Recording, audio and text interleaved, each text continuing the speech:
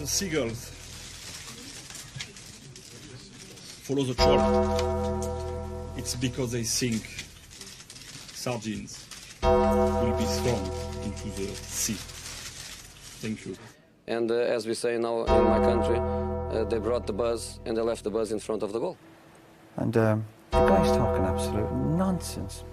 Never heard so much rubbish in my life. Normal men. What do you mean, normal men?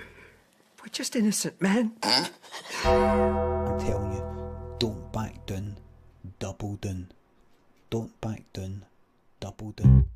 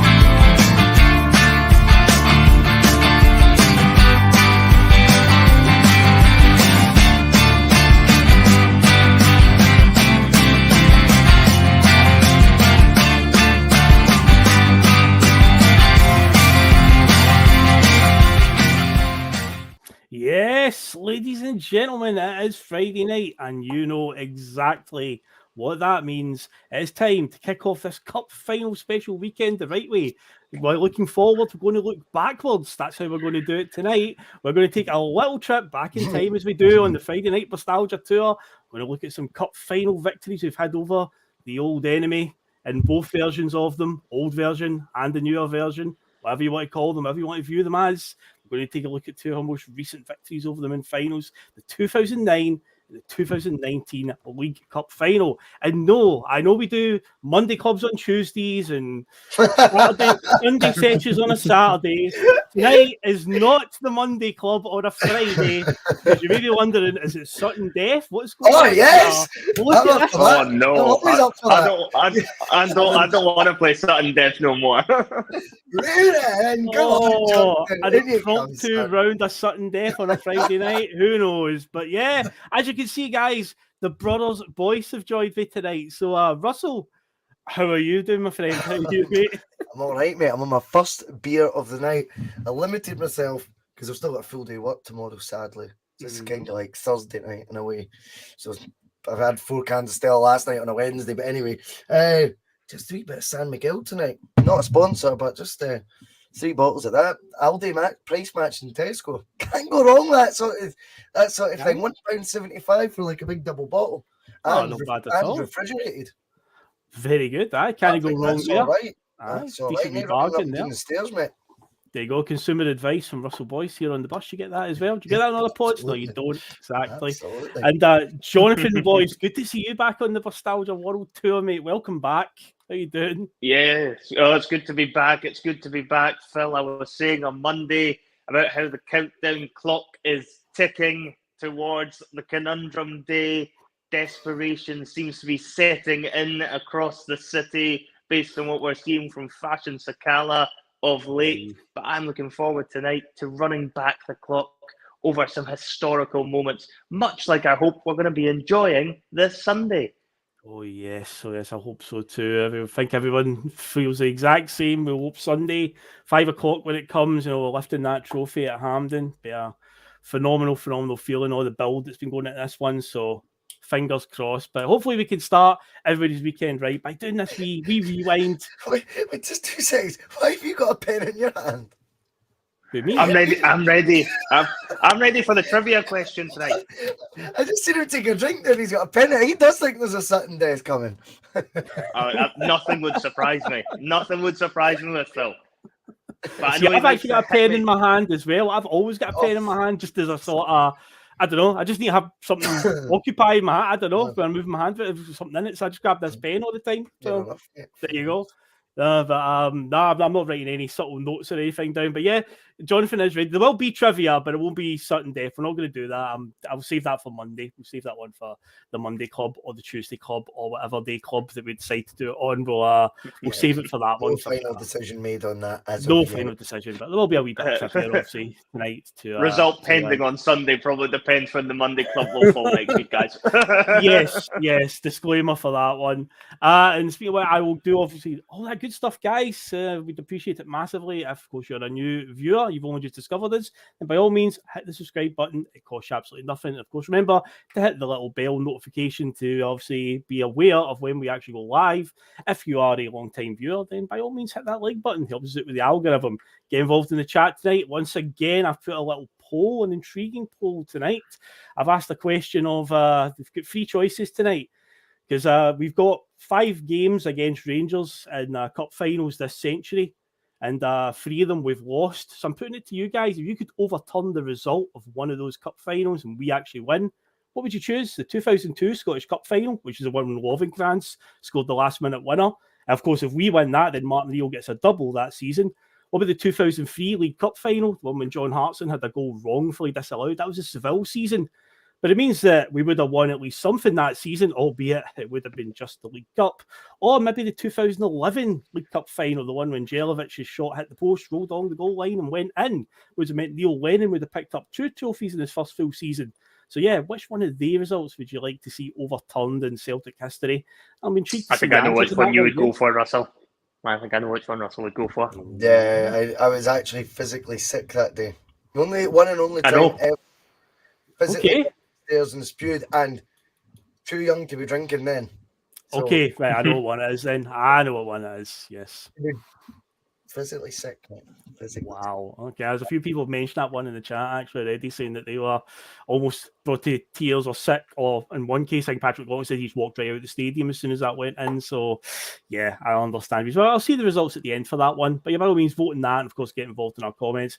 Share the link of the Boise Bus on any social media, and of course, check out our sponsors, piesports.com, which is in that side, I think, up next to Russell there. Yeah, check out piesports.com, get your order in, and use the code BUS1888 to get your 12.5% off your very tasty order. And finally, the last part of all that good stuff, once again, we just need to remind you that the Boise Bus shirts are on sale now. Look at them. And Russell, any up? Obviously, our ones are coming soon. You'll be seeing us wearing them on the show as well in the very near future. We've edged a bit closer in the last 24 hours to get into some sort of target to put an order in. That's all I'm saying. We had a couple of orders again last night. So a big thank you to everyone who's still doing it. 40 quid, optional postage and packaging. Trust me, this is not a profit-making exercise, really. I mean, by the time I've posted some of them out to Australia and that, we'll probably break even, you know, but there's going to be more people looking cool in the world. That's all that matters. Surely you're making Liam take a flight over for his from Canada. Yeah. True. Indeed. Aye, come on, Liam. Come pick up your shot, mate. We're not paying for your flight or anything, but come on, pick up your shot. We'll get you some pies from Pie Sports as well. We'll chuck them in. How can you say no? How can you say no to that? And what's the final part? Yes, of course, I have got a wee bit of trivia for you. As I say, it's not sudden death levels of trivia. There's only 4 answers to this one, guys. Just 4. We'll come back to the answers at the end of the show. But tonight's question in relation to tonight's topic is in the 2019 final, obviously Jeremy Frimpong got his marching orders. He saw red sent off. There's been 4 other Celtic players sent off in cup finals this century. Can you name the 4 other players Sent off in cup finals this century from finals, 2000 to present day? There's been 4 I've got others. one of them. To name it now. No, we'll do the answers at the end of the show. It's just a wee, I'm just gonna write them down. just a wee brain teaser, just to get That's why I brought my pen, Russell. You know, so you can write them down, and then you don't have to share them with everyone. I like that, mate. I like that. But yeah, only 4 answers. I'm going easy on you on that one. I'm not coming out with like 25 answers, guys. No, only 4. So that's all we need for that one. So yeah, just Would 4 make players. the cut on sudden death, that one. I wouldn't make the cut. No, we wouldn't. We wouldn't make it to the 5 penalties each for that one. That would be a shambles of a question. To be fair, Suits me. Right. So we'll get cracking then, guys. So obviously for the first half of the show, we'll go furthest back in time to 2008, 2009 for Gordon Strachan's final season. A season we've not actually covered yet in Bustalgia. So at some point I will do a more in-depth look, but this is literally the one highlight of the entire season as 2008-2009 League Cup final, a 2-0 victory over Rangers.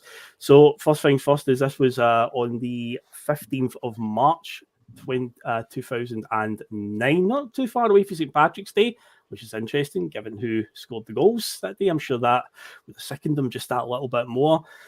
But yeah, the sort of crib notes this, Celtic are the reigning SPL champions at this point in time, because the 2008 season, the way that one ended was quite a dramatic one where we were miles behind, about 7 games to go. We had to win 7 out of 7, and we did. Rangers, despite having a load of games in hand, they had to run to the UEFA Cup final, which kind of scuppered them a wee bit, and they ran out of legs, and Celtic were able to overtake them and obviously pick up the title. Rangers did, however, win both domestic cups at the end of that season, so they were the holders going into the 2009 League Cup final. But first and foremost, obviously, how did Celtic get to that final? The third round, we got a 4-0 win over Livingston, and then we were away to Kilmarnock, beating them at Rugby Park. But then, guys, we had a semi-final against Dundee United, a 0-0 draw after 90 minutes and 120 minutes. But then, gentlemen, that penalty shootout happened. It ended 11-10 to Celtic. And I believe the next day, Willow Flood also signed for us. And am I right in saying, Russell, that he missed the deciding penalty, I believe, for Dundee United, which was kind of like the conspiracy theorists were out right away with the tinfoil hats. Oh, he missed that on purpose because he was signing for Celtic pretty much the next day, because it was right at the end of the... The joke was on us. The joke was on us sailing Willow Flood. Aye. Do you know what I mean? Willow Flood missing that penalty for Dundee United was the best thing you ever done for Celtic in its whole career. It was. It actually was. Because also in the shootout, Lee Wilkie missed a penalty for United, and Glenn Louvens missed for us. But Artur Boric had quite a good penalty, didn't he, Jonathan? Oh, yeah. Oh, it was top bins from memory. Put it right in the top corner. I remember it very well. And it was an interesting one with Willow Flood, because I'm pretty sure he hit first and it went back around, and then Willow Flood hit again. So, for the conspiracy theorists, he was obviously trying the first time around. Come on, guys. But, Boric's penalty, you see him walking up. It's only Artur Boric would think as a goalkeeper, let's try and go for the top corner and then actually pull it off. Most keepers, I think, they're just going to put their laces through it and just try and hit this down the middle and hope the other one moves. Not Artur Boric, far too cocky for that, and straight into the top bins. It was probably the best penalty of all them from memory. Was that bittersweet for me? Bittersweet. Empty stands in the background. It was a midweek game. Completely empty. It made it look like it was a training game. Do you remember that? Like the optics of it weren't what you would want. That was a pity, that. Yeah. There was a lot of cup semi-finals around that time that never seemed to quite fill the stadiums. Even when they were played at the weekends, I remember being at the 2011 League Cup semi-final against Aberdeen, and I don't think that was a sellout either, when Chris Commons scores the chip. So it did seem to happen fairly regularly around that time. For whatever reason, there just wasn't as much of an appetite. Certainly for the League Cup. The Scottish Cup, I think, was slightly different, although I can remember even times in that. I think when we played Livingston in 2004, I don't think that was anywhere near a full stadium either. When Larson scores a beautiful chip in that game. So, yeah, it does seem like there was less of an appetite in the early 2000s, and I wonder if that was maybe just down to the fact. I wonder if that was before that. I think because a lot of the time Celtic didn't always seem to be taking it seriously. Certainly under O'Neill, they never really took it as seriously in the earlier rounds, and would play a lot more of their reserve and youth players and give them an opportunity. And I don't know if that maybe just rubbed off on the fans, Russell, Phil, and maybe do you think that put people off going to the games because of the fact that it just didn't look like the club was taking it as seriously from the get go? It could be.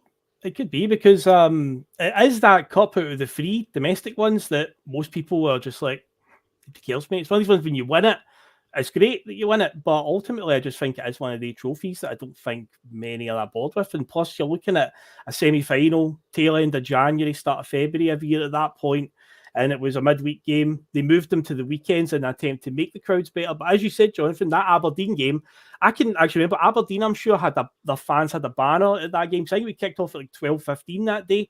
So the Aberdeen fans are usually never happy when having to travel down to Glasgow anytime, but particularly for a 12:15. So that didn't benefit them. But even that, the Celtic end wasn't sold out for that semi-final neither. But I can remember after it, Neil Doncaster or Stuart Regan, one or the other, bigging themselves up, giving themselves a right good pat on the back and some sort of interview going, oh, it paid off moving those games to the weekend. The crowds were fantastic. It was like, were they really?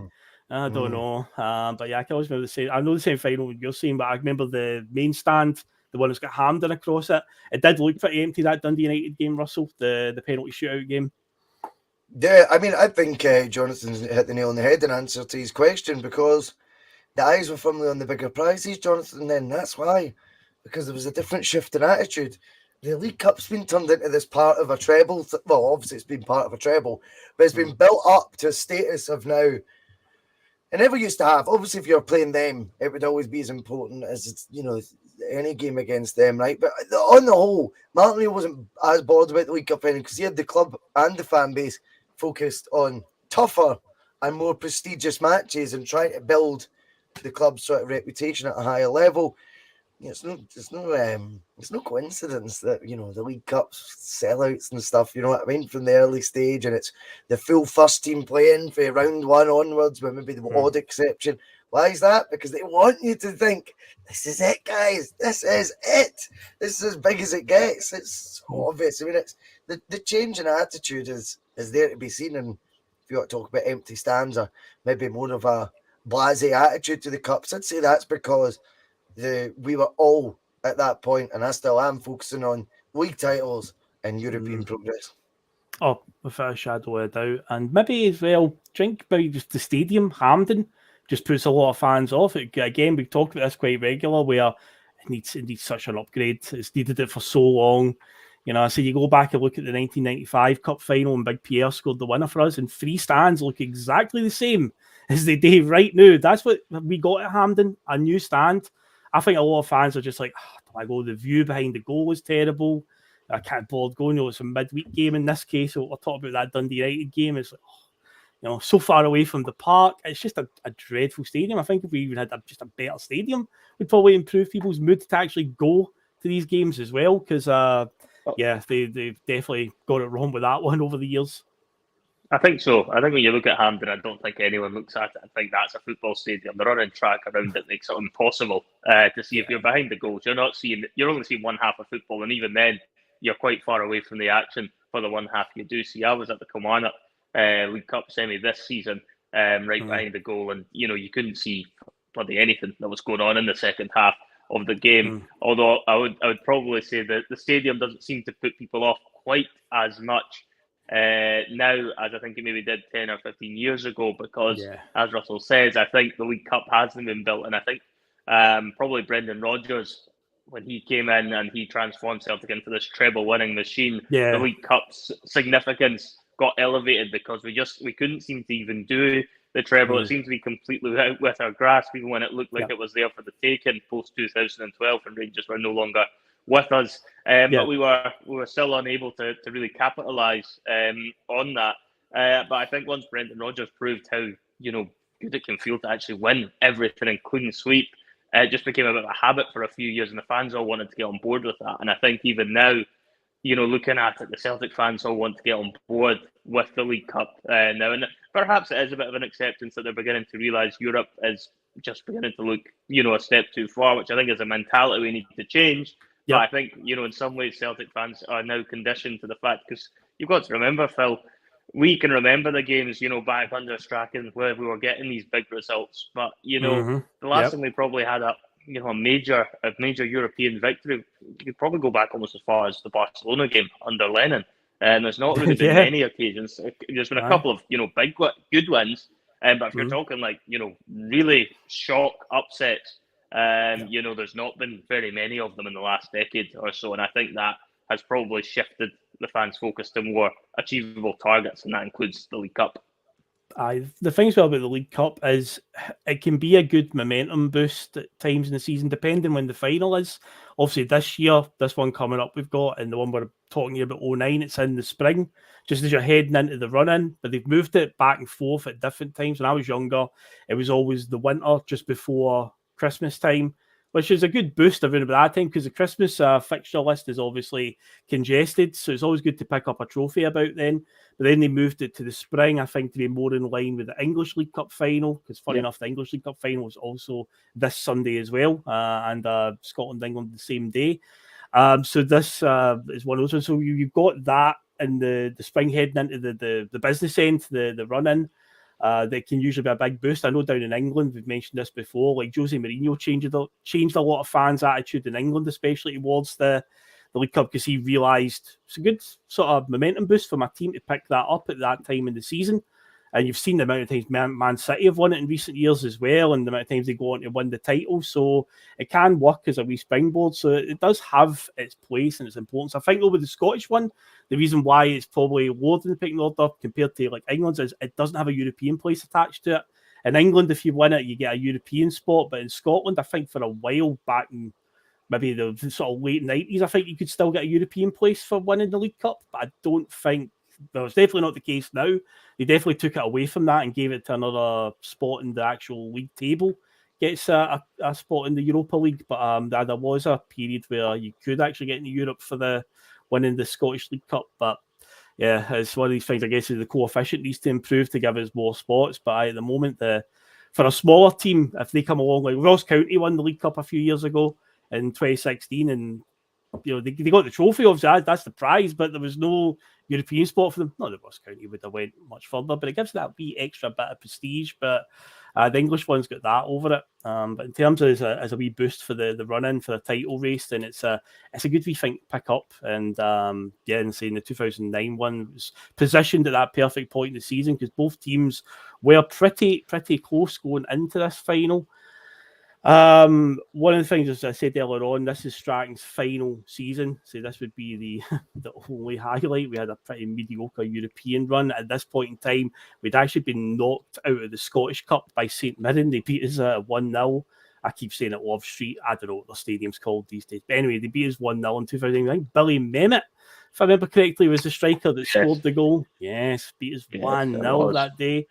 So as they going into this final, Rangers are actually on for a treble. So we can stop them winning that, and maybe if we can win the league and win the League Cup, then that's a good wee finish to the season for us. Because at this point in time, I don't think there was many clues that Strachan was going to leave. And going by Strachan's mindset, you'd imagine he would have made his mind up a wee bit in advance about leaving, but there didn't seem to be any clues, do you think, Russell? Because the team was clearly on its last legs. The way this season ends, they just kind of peter out by the end of it. So it did feel like this team's reached the end of its cycle. But at this point in time, heading into this final, there wasn't any real clues that Strachan was, ready to walk away at the end of the season.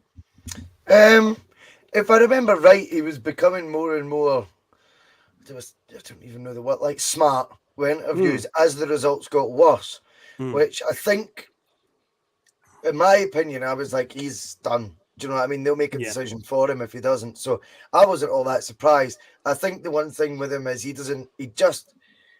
obviously frustrated, but for some reason he didn't want to just share the frustrations with the fans. He couldn't be in unison with us. If we were elated, he had to be, I'm all right, I'm that, And then if we're doing shite, he couldn't say that. He's just getting smart in interviews. And I think he let himself down a wee bit with that. I mean, he talks so much higher to Celtic now than what he did in that final season. Yeah, that's the honest thing. His affection for the club now shines through.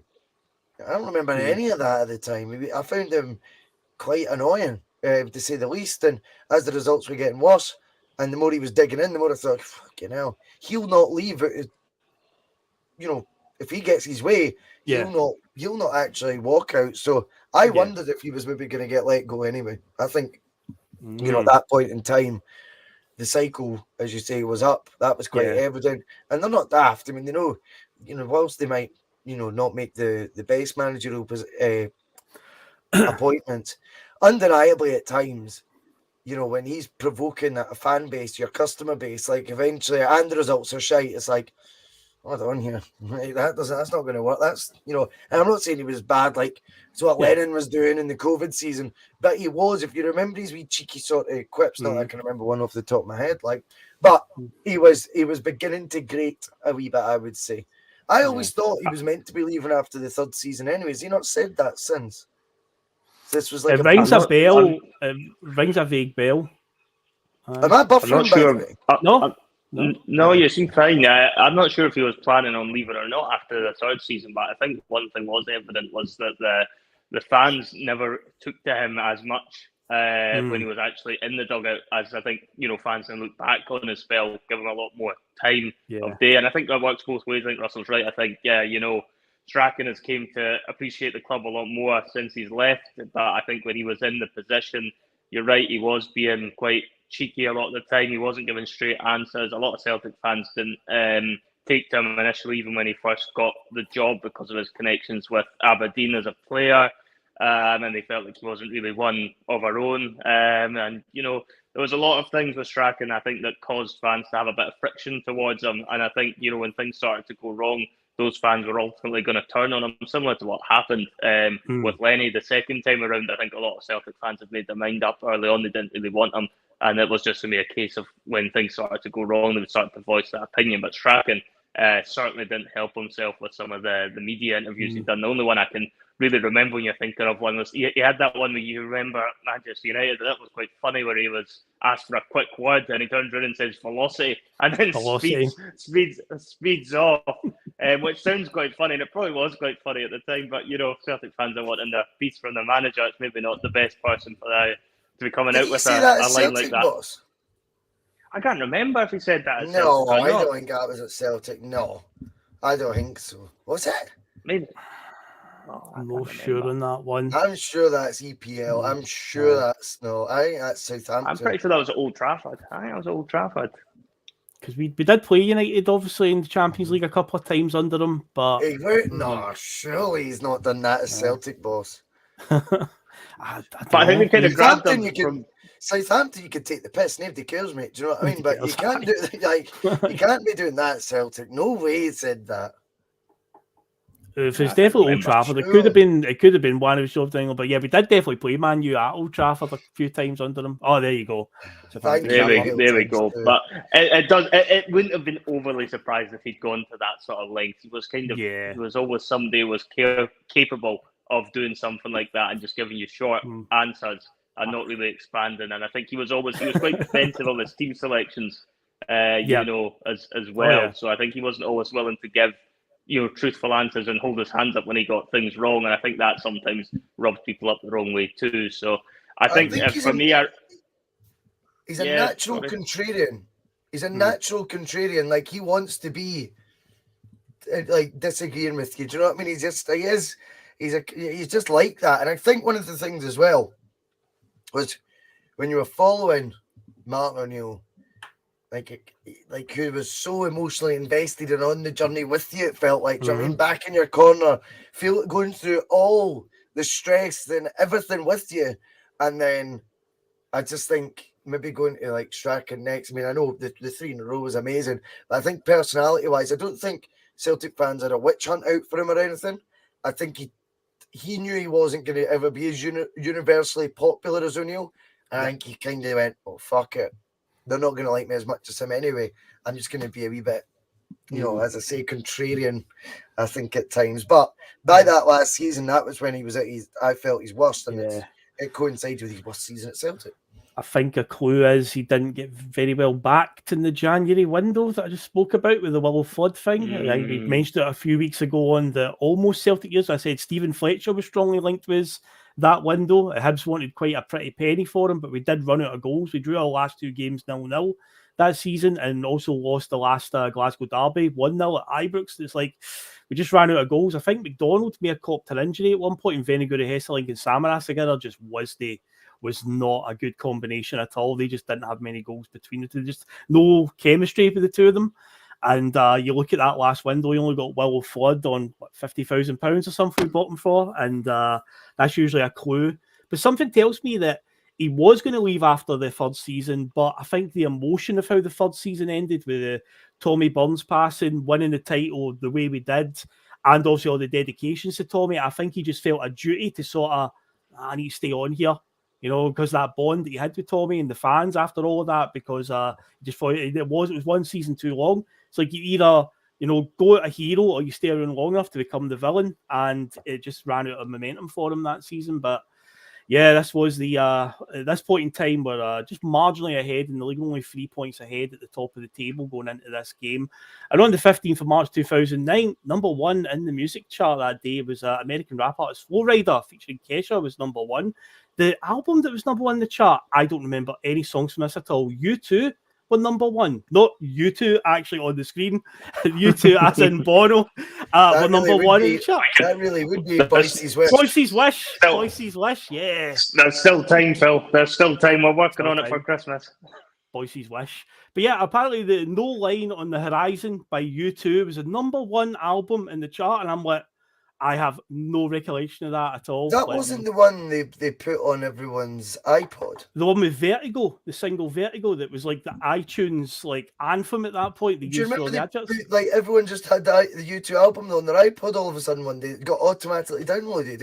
It's got to be that. First time it had ever been done. And that, you know, iPods 2009 makes sense. It wasn't iPhone, it was iPods.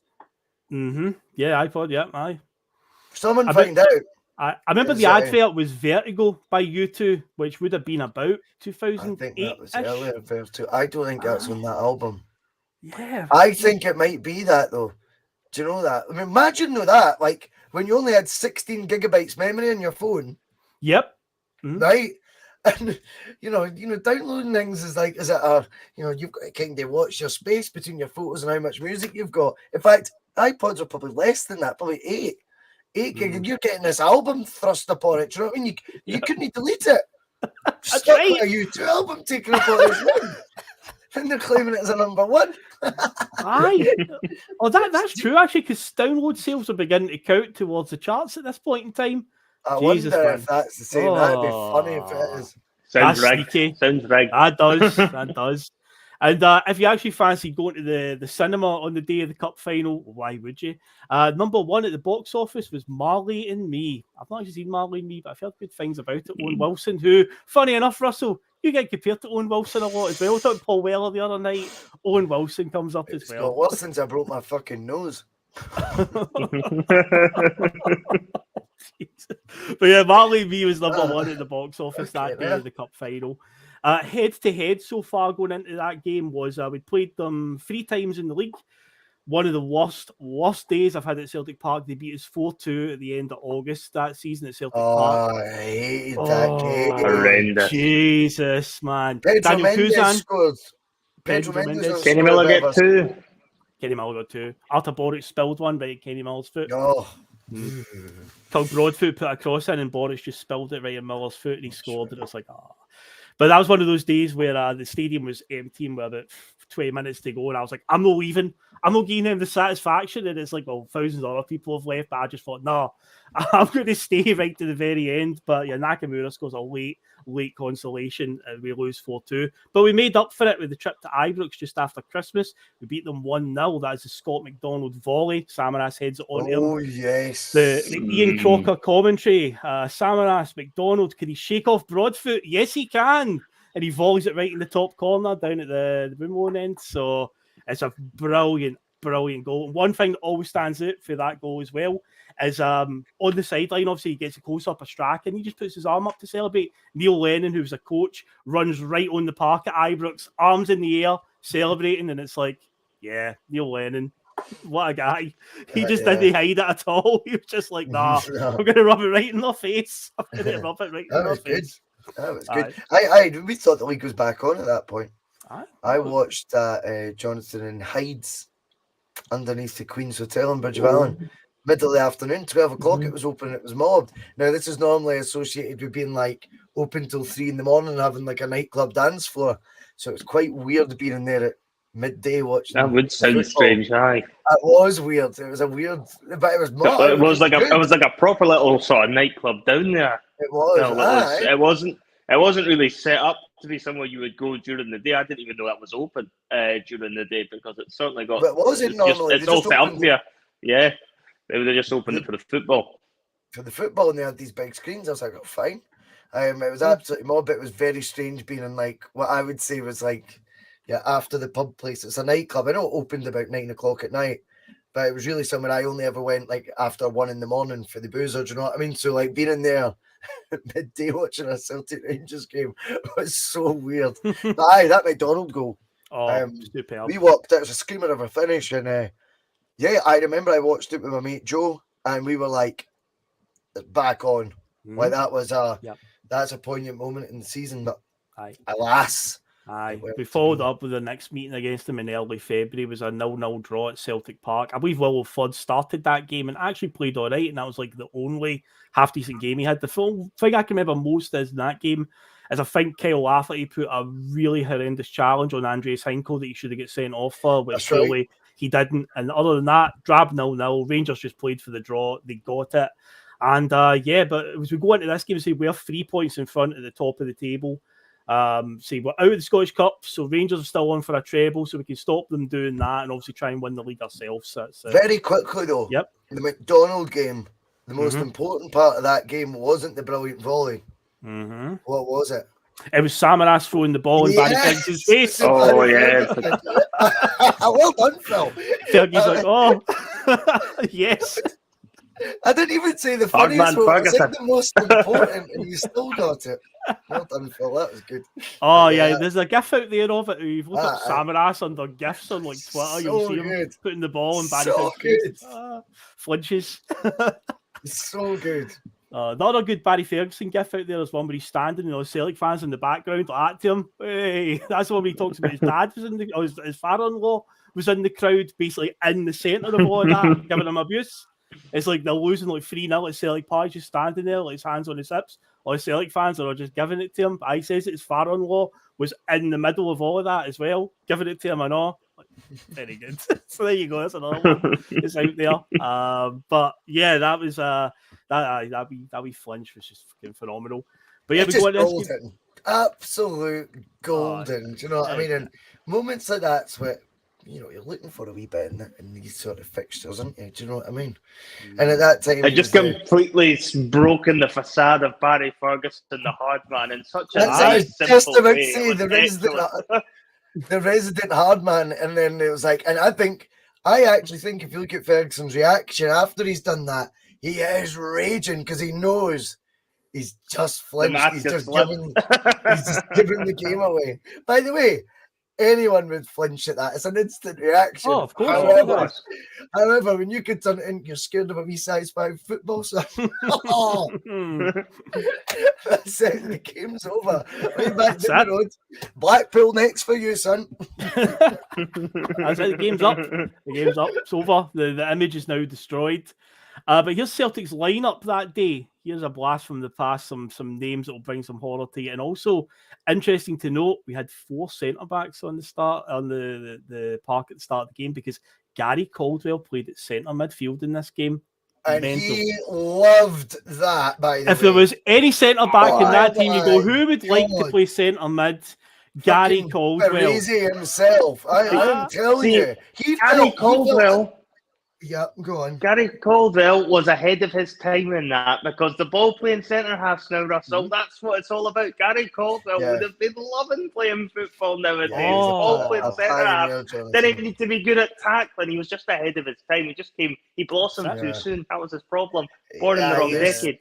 It used to annoy the shit out of me. Do you know what I mean? Like, he's definitely thinks he's like top dog footballer. Eh? Like he thinks he's ahead of his time. That's the annoying bit watching him. On any opportunity, I'll go in midfield, Gordon. I'll go in midfield, Gordon. You could just tell. Oh fuck it. Oh Jesus. Well, the game from the season before when Nakamura scores that volley and Venegar Hessling scores the winner, Gary Caldwell is at the root of both of the goals. He starts both of them. But no, it doesn't make him any better. I agree. Were you a fan of Gary Caldwell in midfield then, Phil? Well, as I say, if you're going to pick any of our centre backs to play that role, you wouldn't have picked Stephen McManus to do it. No chance. Oh my God. I'm assuming we must have had an injury crisis. Maybe Barry Robson, that were all injured, so we had to deploy Gary Caldwell in the middle of the park because Will Flood certainly didn't make the starting 11. But here is your Celtic starting 11: Boric, Hinkle, Louvens, McManus. O'D was playing left back because Lee Naylor was injured. Caldwell, Nakamura, Scott Brown, Hartley, McGeady, and McDonald. A 4-5-1 essentially. We're playing. McDonald's a lone striker, McGeady just behind him. And according to the Wikipedia entry and the Celtic Wiki entry, it was Nakamura and Brown were playing as the wide midfielders. Brown was playing right mid, Nakamura left mid. Yeah, and Hartley and Caldwell were sitting deep instead of the old Hartley and Robson tandem, which we became used to. But so Robson must have been injured or suspended. No, he had a bad injury that season, mind. He was out for almost all of it. Actually, he didn't feature as much as the season before. He was injured. He got a right bad injury that season. I remember watching his open goal interview and he was talking about it. Okay. It does go to show though, when you look at that team, that starting 11, that there really wasn't an awful lot of investment in that squad at all. When you look at that, I look at that team and think, Jesus, that's a pretty poor starting 11 to be starting a cup final. When you look at that defence and you're like, Christ, that's not going to be filling me with confidence. I can't remember exactly how I felt going into it, but I must have been looking at that and thinking, bloody hell, Gary Caldwell at centre mid, Darren O'D at left back. I'm thinking, looking back at that, I'm thinking, how the hell did we win this game? Because that just doesn't sound right. It just doesn't sound right at all. And then a 4-5-1 against Rangers, that's remarkable. That's playing Walter Smith's tactics against him. That's what you're doing. It's just playing the same thing. It was. See what we do sometimes on the Bustalgia is like, you try and take your mind back to it and then go, say the bus did exist there. I would be sitting there going, the board win. I don't mean this game, right? In fact, pre-match, yes, I would. Say we got the lineups, we're doing some sort of pre-match bus, I would go, this is it. This is what your 4-year downsizing came to. This is the end product when each season, even though 2 16s in the Champions League, that's what, take all the money and give them 50 grand Flood who won't even be in the team. And we've got defenders playing midfield and you know what I mean, all that, holding midfielders at wide right. I can imagine that being the sort of angle I'd be pushing, do you know what I mean? Going, that's what happens when you continually downsize them. By the way, see when you look back at it, everyone talks about the amount of debt that we left with under O'Neill, 15 million or something, apparently. 2 Champions League last 16s. I think that would have covered that. So, Thought so? Yeah, you'd think so with the money that's in the McGeady for 10 million, am I not right? Yeah, we sell McGeady for 10 million in a year's time, aye. Yeah, we do, aye. Just observations. I think at that time you would be looking at that lineup going, that is the epitome of what a 4th year of downsizing does. It leaves you a team. That team's terrible. Russell, which one, if the bus was a thing and it's the night before, hours before the cup final, we've got the teams, which one of them is Gordon Strachan's curveball, Caldwell at centre mid or a D at left back? Neither of them.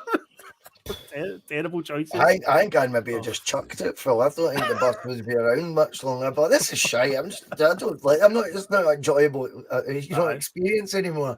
I'd want the manager out, the board out. Yep. Half the players out. No.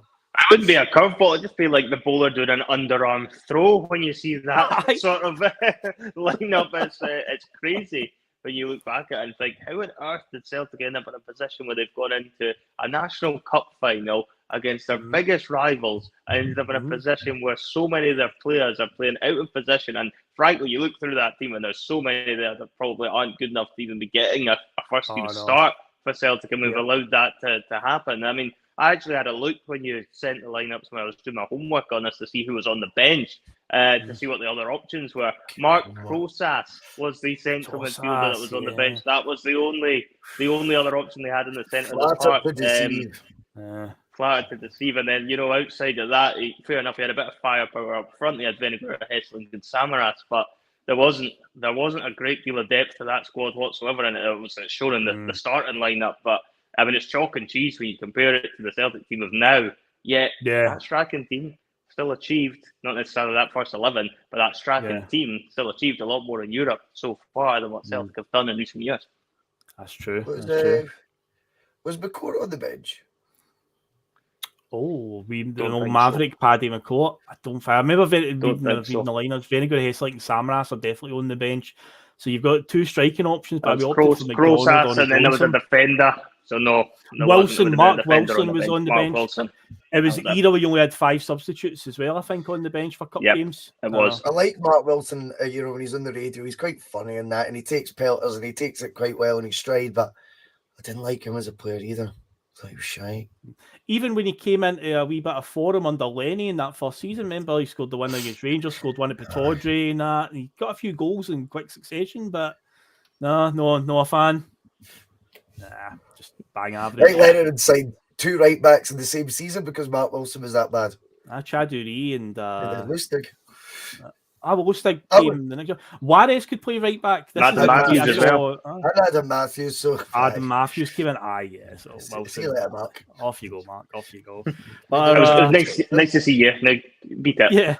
Yeah. You've done your bit, Mark. Off you go. You killed Sasa Papic in a game. That's you. Do you know that must kill him just in a wee tangent though? That hitting Papic, as funny as it said, you knocked out a Rangers player. I mean, if that goal had hit the back of the net, that would have been one of the best. Oh God, yeah. Oh, what a goal that would have been like. Aye. He doesn't quite connect as well the second time round, does he? That goal summed him up. It's more like Mark Wilson. It was more like Mark Wilson the second attempt. It was so funny. Scuffed into the ground and it dipped. Scuffs it, falls over. What are you doing, mate? Oh man, that's his crowning moment. Basically, that's his one. But yeah, he's on the bench on this one, just a sort of utility defender. But he's not even able to play at left back. We opted for Darren Adee, a centre back, to play at left back in that game. Now, as for Rangers, this is how they lined up going into this final. McGregor, Whittaker, Broadfoot, Weir, Papic, McCulloch, Davis, Ferguson, Mendes, Lafferty, Miller. A very staunch 11, I would say. They're typical Walter Smith Rangers 11 right there. Very, very staunch one. So, yeah, the game is pretty much watching the highlights and what I remember at the time. It was about a 50-50 one where they had their moments of dominance. We had pockets of dominance as well. It was a back and forth one. Probably first half of Rangers were better. I can remember when the highlights video that I sent you is over, where it's got the full extra time. I get full time. Billy Dodds on commentary says, Celtic have been the better team in the second half, Rangers probably first half. So it's that classic, the old game of two halves, but some of the moments in it. And again, it's funny to watch because when Rangers signed Lafferty again further down the line, I remember he played against us under Gerard, the game that Cham scores the winner, right? And that game Lafferty started, and he starts this cup final, and the tactics they were doing in 2009 are the exact same when they've got Kyle Lafferty in their team in 2018 when they played us again with him, when they signed him, where they're just hitting long diagonals to him, just big long diagonals across the park. There's one in particular in this game where they hit a long diagonal and we chase it down in front of Andy Hinkle, just kind of pushes him aside, hits a pretty good volley, but Artur Boruc pulls out a blinding save to deny him. And then when I saw that, I was like, I've seen that move many times. I thought back to that one when Cham scores the winner under Brendan, and they just signed him back. And yeah, they were hitting him with the long diagonals all game. And I'm like, is that the only thing he can do? Is that literally the only thing he's got in his bag? But yeah, when I was looking at the highlights of the 09 final, I was like, that's that is the only trick he's got to him. Now, here's an interesting point though. Glenn Loovens actually nearly ends up scoring the winning goal, essentially, because in the second half, here's one cleared off the line by, I believe, Sasa Papic. Gets a clean header at a corner. Sasa Papic, you know why it's so important. Not the last thing he's going to be hitting one off the line. Yeah, that's true. Yeah. Very good. Yeah. I bet he wishes he was a header for Glenn Loovens the next time as well. Not a Mark Wilson thunderbolt. I know. But Glenn Loovens could have been the how things could have been different. He could have been the guy that scored the winning goal that day. Nobody would. With how Glenn Loovens' career panned out at Celtic, you would never have had that on his CV. And I say there's a few other chances, like Scott Brown had one that he volleyed over the bar, but mostly it's a bit of a non-event. But it all seems to spring into life just literally a minute into extra time after they kick off the extra time period, another half an hour. That fear begins to sink in. I remember watching this live and thinking, oh, please don't give us a penalty shootout. I don't want to see a penalty shootout against Rangers ever. Unfortunately, that would happen about 8 years later, but that's another story. But yeah, there was that sort of like, oh no, extra time. Oh, please no. But no, literally a minute into extra time. This isn't the last time I'll be saying this tonight. A bit of an unnecessary foul from distance. Stephen Whittaker goes right through Scott McDonald, fouls him out wide. So it's a bit of a heavy challenge, not really needed because McDonald wasn't really getting anywhere. But then Nakamura steps up, whips in free kick with the left foot, and Darren O'Dea, what a masterstroke by Gordon Strachan. Never doubted him at all with that one. The curveball pays off. The curveball gets a wee nod on, a wee header at the near post, flicks it and at the back post it goes. McGregor doesn't get anywhere near it, and Celtic are 1-0 up.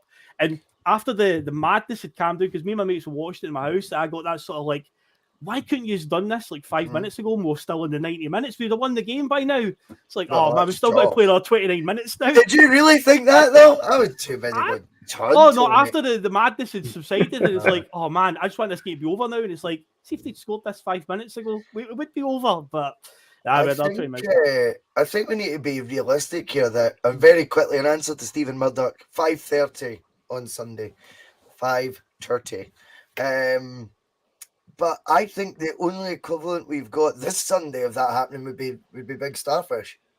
I think so. Yeah. I think if he's, could you imagine? I think you might see that big handsome bastard that lose his shit. I think he could be like Lennon scoring that 7th goal against Dunfermline. I think he might go tonto, make Jack Marcus look like a little kitten when he celebrates. Do you know what I mean? Forget about Starfelt's reaction. I mean, PMP would be just gold because I would love to see Terry's reaction to Starfish getting the goal because he would have to eat all of his words that he's been saying about the man for weeks and weeks and weeks. I'm not sure if Terry would turn up to that one. You might find somebody else, Russell. 2-0 win for Celtic. Goals scored. Starfelt and an Aaron Moy, Mark Wilson belter in the top bins. That's it. PMP cancelled. That's it. That is it. Aye, it's that would be a turn up for the books, that one. But yeah, that would probably be the closest, the equivalent to it. But Darren O'Dea pops up now, guys. You might remember this because in my head, I don't know if it was this season or maybe the season before, but it's definitely in that 08 through 09 year.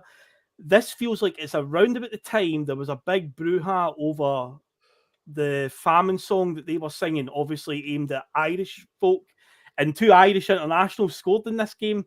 But I'm sure it was around about this time. It might have been this season or maybe the season before. Aye, it's an interesting one, but you obviously Darren O'Dea getting the opening, and Aidan McGeady goes and gets the winner. So I thought that would have really, really sickened them, that one. But yeah, the second goal to put it beyond doubt. So we have to go through another 29 minutes of extra time. We did have some good chances. There's one where Samaras in particular is through on goal, and you can see what he's trying to do. He sort of shapes his body to kind of just cover it around McGregor, but McGregor saves it well with his foot. But that would have put it beyond doubt. But no, in literally the last minute of extra time after scoring the first minute. Did McGregor lose his shit after he did the save, though? Was he just raging? Rather than being chuffed that he saved it, he just go mental?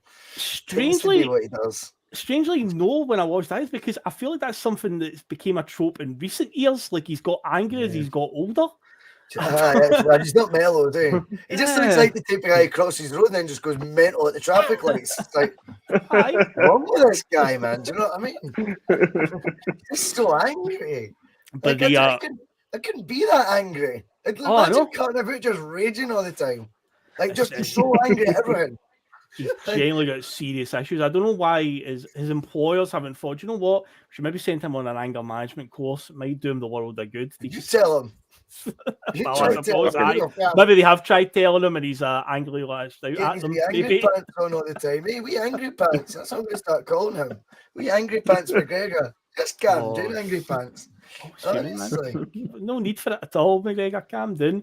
Calm down, but the goal that put it beyond doubt, guys. You'll remember, obviously, McGeady breaks through. He's still got quite fresh legs at this point in the game, and he just gets away. Kirk Broadfoot was chasing him, so I suppose that kind of is going to make you look a bit faster. But yeah, Kirk Broadfoot's trying in vain to catch him as he breaks from the halfway line. Rangers have pushed so many men forward. Broadfoot can't catch him and just lazily chops him down in the box. There is no doubt about it. No denying this one. It is a penalty. Broadfoot gets his marching orders. Upset side McGeady converts it to make it 2-0 in the last minute extra time and wrap up the League Cup. This would be Celtic's 14th League Cup triumph, the second time that Strachan got his hands on it. And amazingly, this would be the first time Celtic had beat Rangers in any cup final in 20 years. The last time before that was the 1989 Scottish Cup final, which I believe to this day they still go on about a throw-in that they should have got right before. Oh, yeah. He scored the winner. Roy Aitken, I think, bundles it out of play and then takes a quick throw-in, and Joe Miller scores about 30 seconds later. But yeah, 20 years we'd gone without beating them in a cup final at that stage. But then again, you're talking the whole decade of the 90s there, and that was... we weren't even getting to cup finals that most of the time in the 90s anyway, because we were just so far off it. But I think Jack Grealish, did he have McGeady posters on his wall growing up? He's got that Irish connection. The socks were doing, if you remember. Well, yeah, that's true. He played for the Irish. The socks doing. The tackle by Broadfoot is very similar to the tackles Grealish faces on a regular basis in the Premiership. It was a proper skiving down tackle, silly from Broadfoot as always. But he got the start. Strange look McGeady went for. I mean, I don't care about the socks down, but why wear a long sleeve top and then roll it up? Like when they've clearly got an abundance of short sleeve kits you can go for. And Nike or manufacturers, were pretty plentiful in kits if you need one, son, that's short sleeved. I've never understood that wearing a long sleeve shirt and rolling up the sleeves. Maybe it was just Jinky. I always thought that was his inner. That was his. He was trying to replicate a wee bit with that. I think the tricky winger thing, and I think he was maybe just wee shades of that. Like when I cut about my collar up and I think I'm Cantona, just exactly.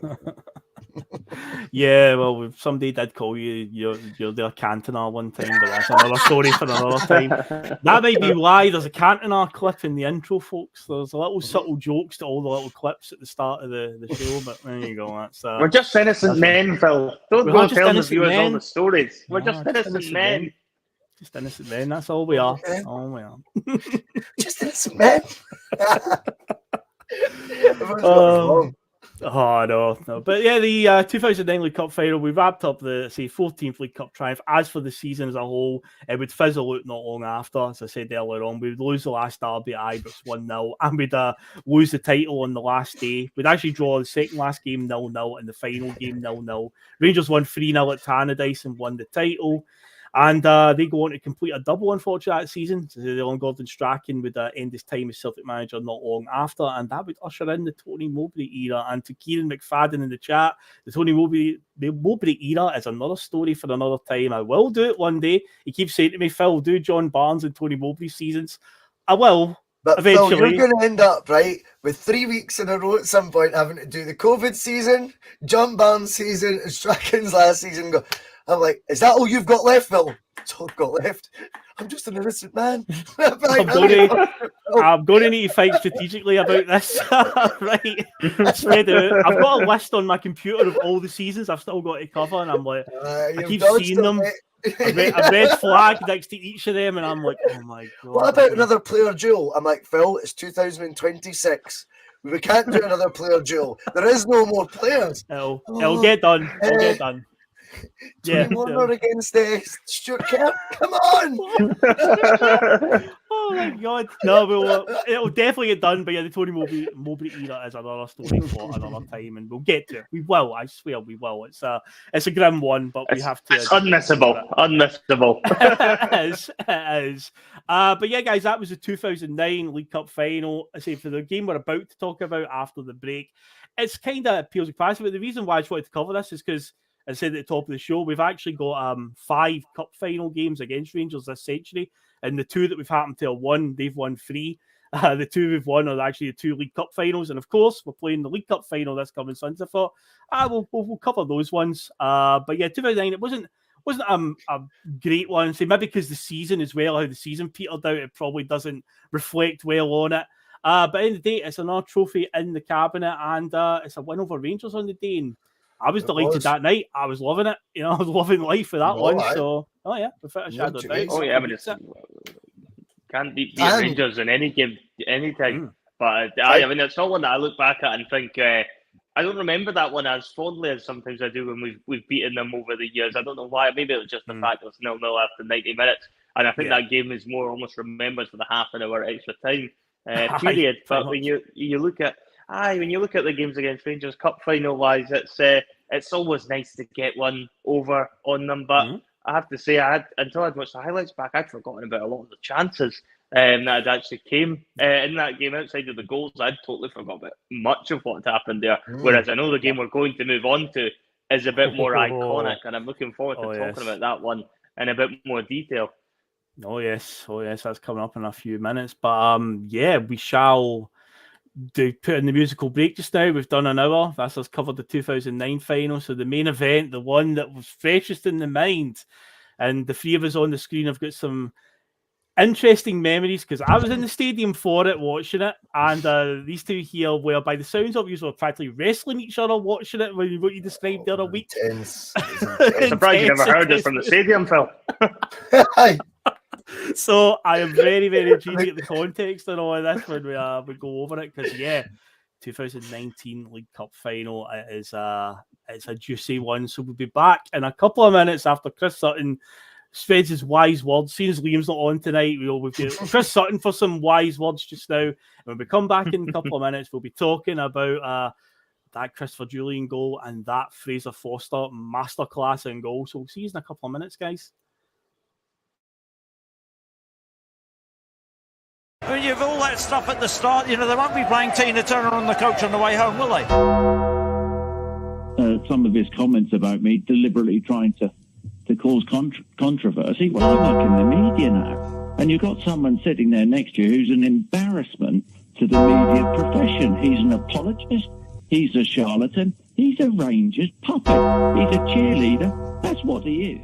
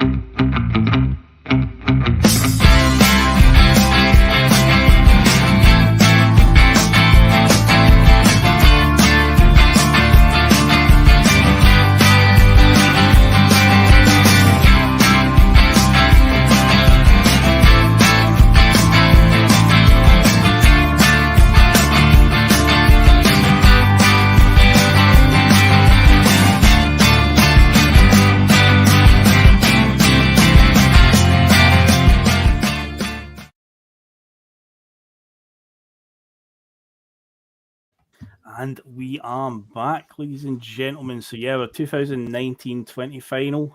This is the main event. A lot of people in the chat are excited about it already. Speaking of which, in the chat, remember, stick a wee vote on the old poll that I put up there. I'll check the results at the end. Just if there's any of the 3 cup finals that we have lost to Rangers this century, you could overturn, then which one would it be? So I'm intrigued to see what the answer will be on that one, because there's good arguments for all of them, really. I think depending on your own personal view, we'll see what comes out as a winner. I know I would definitely be voting for it anyway out of the 3 of them. But we'll see if it matches my choice at the end. But guys, 2019-20, let's open up some memories in this one, get a bit of PTSD going, because I know that we've all got some traumatic experience watching this game for different reasons. So, yeah, we are in what would be the quadruple treble season as the Neil Lennon show now. He's taking over from Brendan Rodgers, who left not for about a quarter of the season to go in the previous season. And Celtic are the domestic treble holders again going into this game, because they're just off the back of a treble. They won it in 2017, 2018, 2019. So, I mean, that's already history as it is. But, of course, this season they're looking to make it 4 trebles. And this is the first trophy that is up for grabs. So, yeah, the final was back in December, in the dead of winter. After we had the springtime finals, we've now went back to winter time. And it is the 8th of December 2019 when it kicks off. So, a little fact about this one, of course, this is the only trophy that would physically be presented to the winner on the park, because something rather big was just around the corner. Christopher Jullien would be the unlikely goal hero, but Fraser Forster would be the main reason that Celtic were victorious. The goal is very much contested by that lot to this day, if it should have stood or not. But one thing that cannot be contested is the absolute mountain that was Fraser Forster, just like "You shall not pass." He was just not having it that day. There was going on in terms of pop culture and news in the world on the day of this game. So number one in the chart, the absolute state of music. Apparently this was 11 weeks at the top of the chart at this point in time. A tune called Dance Monkey by an Australian act called Tones and I. 11 weeks this was number one. I was like, the state of music in 2019. Robbie Williams was top of the album chart with a Christmas album that he did. And number one at the box office on the day of this cup final was Frozen 2. Disney's Frozen. And a wee news story, guys, that you might want to keep your eye on in December 2019. The World Health Organization's got a few concerns over this flu-like virus that's doing the rounds in China. At the moment, it's not too much of a threat, but they're keeping their eye on it. You've got to imagine it won't amount to much, though, to be honest. But yeah, that was going on in December. Oh, that's like a normal cold, Phil, surely. Just don't remember this. Yeah, it's only a flu. Be fine. It's just an innocent flu. Innocent flu. Just an innocent flu. What could possibly go wrong from this? Come on. Who cares? Come on, nobody cares, mate. Nobody cares. So, yeah, that was what's going on in December 2019. So, yeah, might want to keep an eye on that one. But, yeah, head-to-head wise going into this game, we'd only played them once at this point in the season. But, yes, funny enough, Jonathan, when we did the quiz against Endless Celts and you were quiz master that night, you used this game as one of your clips. I did. Yeah. Johnny Hayes at Ibrox, Odson Edwards scores, but everyone remembers Johnny Hayes, that lung-busting run up the park in the last minute to get that goal. Oh, man, 2-0. His nose was that red. He always looked like he had the fucking flu. Actually, yeah, true. Yeah, COVID before COVID was even a thing, think Johnny Hayes. But, Johnny likes a bottle of San Miguel more than me. One of the two. It was probably one of my favourite wins. I think Lennon got as a manager against Rangers. That one at Ibrox. I think that was a very satisfying moment for Lenny. I think it kind of it rubber stamped the fact that people were questioning whether he should have got the job permanently again. And whilst it didn't work out longer term, at that moment I think he did a lot to calm the nerves of a lot of Celtic fans that Rangers might end up running away with things straight away on his watch, and he kind of put that to bed. And it's the game that I know Russell will always remember as well as myself, is the one we do the kick-off and we punt it straight into the corner flag and we take it like a rugby kick. But do you know what? It was so weird because I knew what he was doing when he did that. It wasn't because this is just stupid football. He's sending a message, we're going to pen you in today. You're not going to breathe. Do you know what I mean? Because if you remember that Gerard team, what they were doing was pressing us like they were really in your face. And he just goes, let's get to bypass it. Do you know what I mean? Get you right in the corner. Let's see if you can play football and pass your way out of there. I thought it was a statement of intent. I really did. Don't get me wrong. Someone like Edward must be going, sorry, you were doing what? He's like, what? Hoof it, Hudson. But then after the game, I was like, oh, well done, Lennon. Top of the table. Aye. I don't know if you remember this, though. See it full time. Do you remember the Neil Lennon interview after the game where he went into the press conference and absolutely he did not miss any of the journalists at all, because we went into that game with Rangers, both teams on equal points. we'd started the league, say it was like 6 games in, and both teams had won 6 games each. But all the talk from the media was how Rangers were the strong favourites and it was Rangers' game to lose. And Neil Lennon just went in there and was like, just didn't miss any of them. He's like, none of you gave any of us a chance today, and he just made sure that he just reminded them that we are very like much that though. Yeah, he did. I didn't like that. I think he enjoys it a lot more when he's written off, and I think he always got his best results against Rangers when he was the underdog. So there was shades of what he did in his first season when he got written off, and Samurai Sunday happened because Celtic weren't given a chance on that occasion as well. So Neil Lennon had seen this story many times, both in his playing and managerial career. He was just like, "Don't be so quick to just write me off quite yet." And as we'll go on to discuss that season, Neil Lennon had the better of Steven Gerrard over the course of that season. Neil Lennon would have probably seen him out the door, which I think almost gets forgotten about after what happens after that season stops, as to the fact that Neil Lennon had, Steven Gerrard in a vice grip by the time that COVID ended up bringing things to a halt. StuTube, if you notice, Russell, after Edouard kicked the bullet, he was the first player right up there. Yep, he's the forward. Definitely, I would have thought so. That's definitely the plan if they're going to press them in there. And he was the one who kicked it. So he was the furthest forward player for the Celtic team. And like I say, I think it was an instruction that was given that would, for a wee bit of a banter, I would have thought, a player like Edouard would have been like, never done this before. Just a wee bit of a joke. Yeah, just a bit of a joke. But one thing is, though, an innocent joke. It's a joke. What voice was that? But if you remember, what that's done, though, is that 2-0 win at Ibrox is by the time this League Cup finals came around, Phil, I'm like, do you know what I mean? Like a Kipling's fucking biscuit or cake. Do you know what I mean? I'm exceedingly confident. Exceedingly confident that now, we've done it at Ibrox already. Let's go again. Do you know what I mean? Yeah. Well, I kind of remember that, Russell, but at the same time, I remember Celtic had a few problems with their team going into the game, and I know Phil will touch upon it when it gets to the lineups.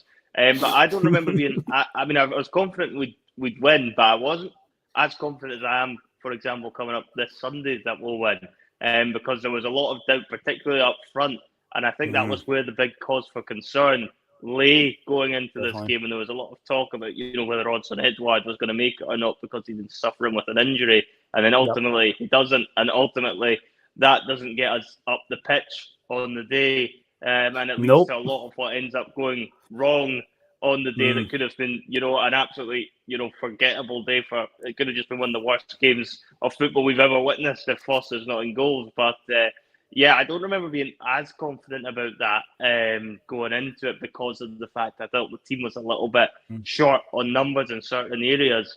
But, I think what we end up pulling off is truly remarkable given the team we end up starting with. Oh, without doubt. Yeah, breaking news. Breaking news. According to sources, i.e. the live chat, I've not seen it yet.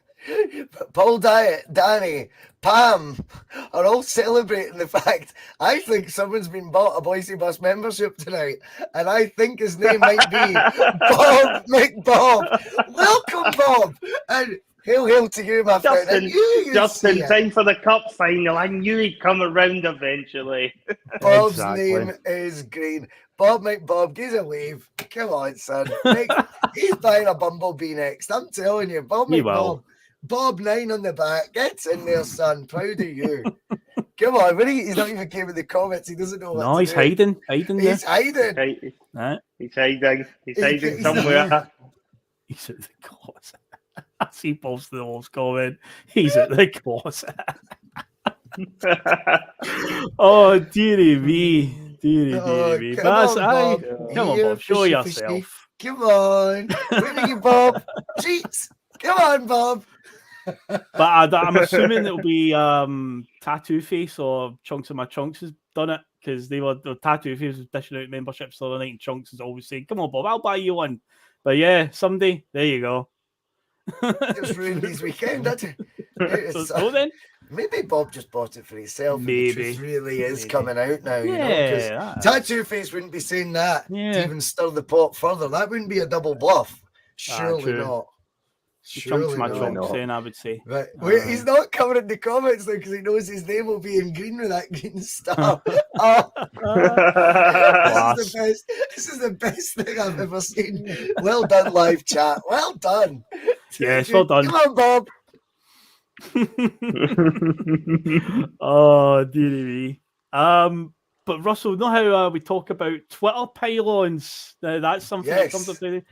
I don't know if you guys remember this, but this season there was a tweet that had been put out by the other mob, by Rangers, that kept getting recycled and getting retweeted. Do you remember at the end of the season before when it got announced that Neil Lennon was getting the job and they posted a wee gif of Scott Arfield doing his wee salute celebration? Who's looking forward to next season then? Literally 5 minutes after it was announced that Neil Lennon was getting the Celtic job. And after we beat them at Ibrox, and then when we beat them in this subsequent cup final, and when we would end up being 13 points in front at one point, that tweet kept on doing the rounds. That was a fine example, Russell, of a tweet that aged very, very badly. The amount of times it would keep on coming on my timeline and people quote tweeting it going, I bet you fucking regret tweeting that now, don't you? So was it actually Rangers who tweeted that? Rangers official. I don't remember seeing that. Rangers official account put out a thing. It was because they beat us in the last Glasgow derby at the end of the season before, but we won the league at that point, and it was the goal celebration. Was operating that 12? Was that Michael Beale at that point? Might have been. Gerard Beale was still in charge. Talking to him. Maybe, but yeah, they put out a tweet and it was Arfield's celebration from that day, and then they had a caption saying, "So who's looking forward to next season already?" And they literally did it minutes after.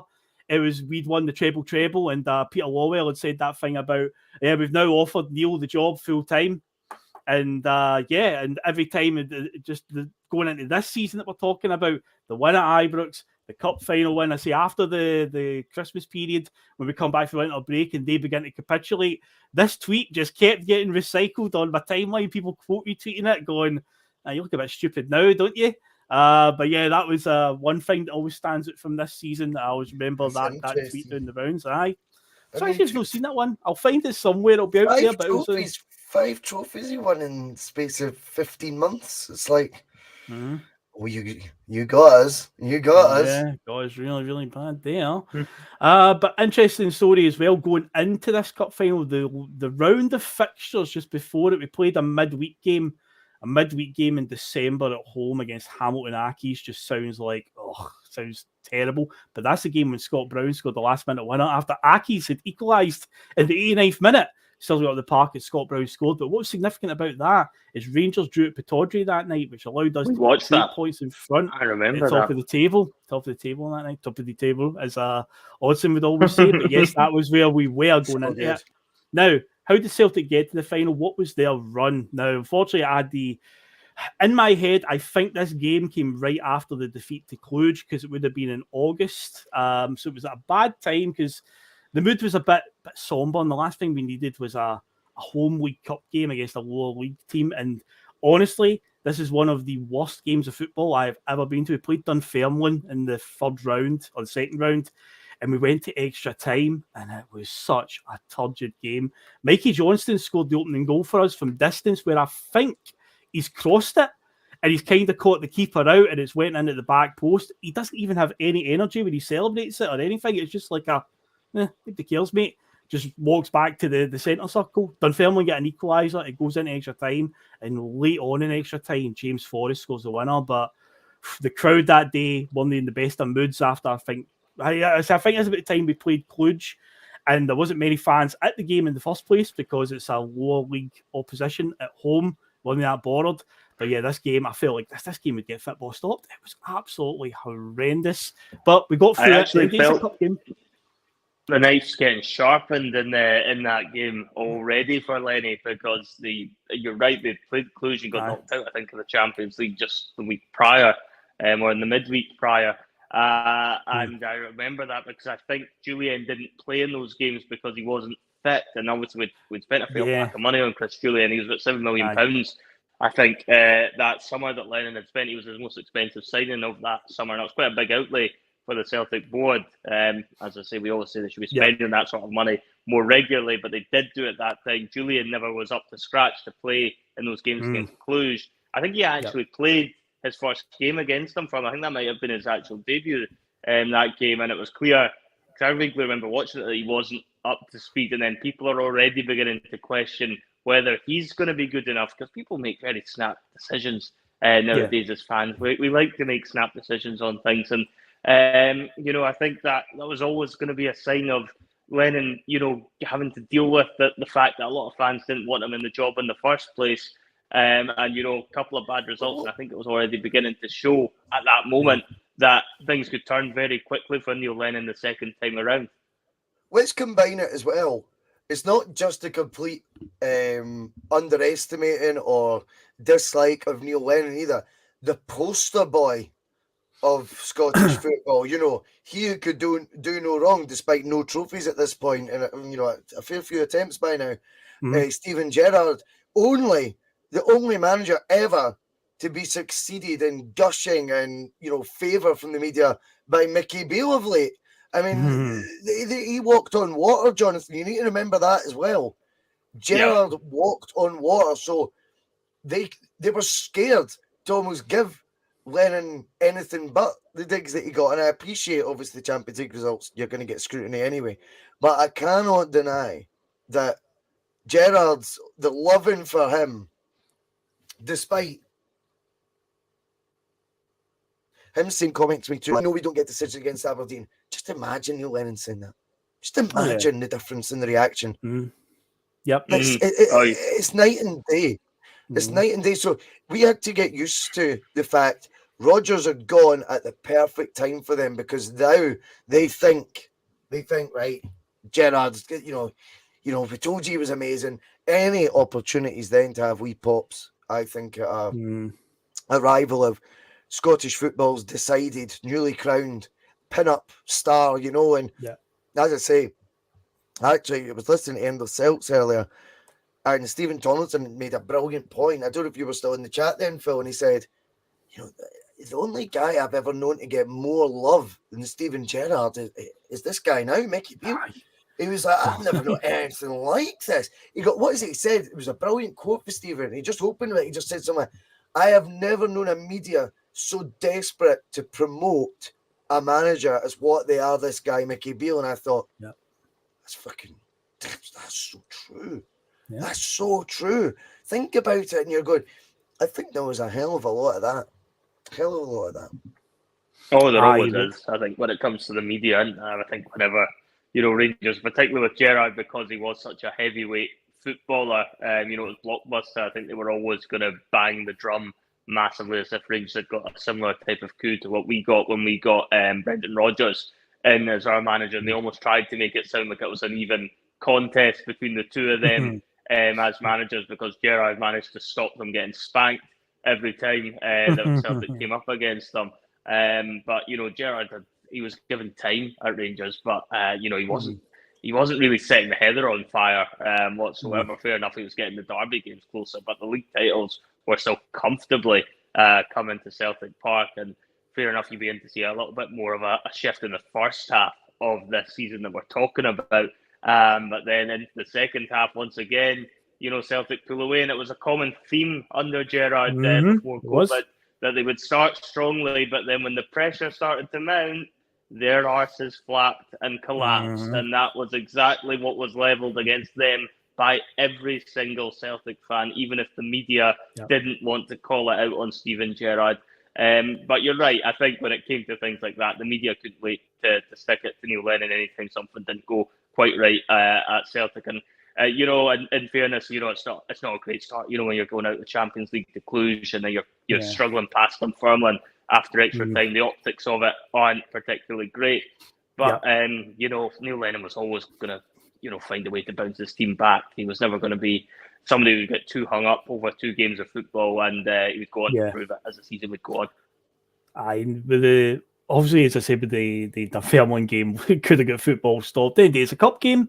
You've just got to score more than the opposition to get through, and that's all they did. They gave 2-1, 1-0, 5-0, whatever. As long as they won, they did. James Forrest scored a goal late in extra time to put us through. We then beat Partick Thistle 5-0 in the next round, which I think is the first game that Jeremy Frimpong started, or he only just bust on the scene at that time, and we went, and it was like, this boy's a player, because it's a Thistle would have been the lower divisions at that point, and it's like, well, this seems like a home game against Thistle.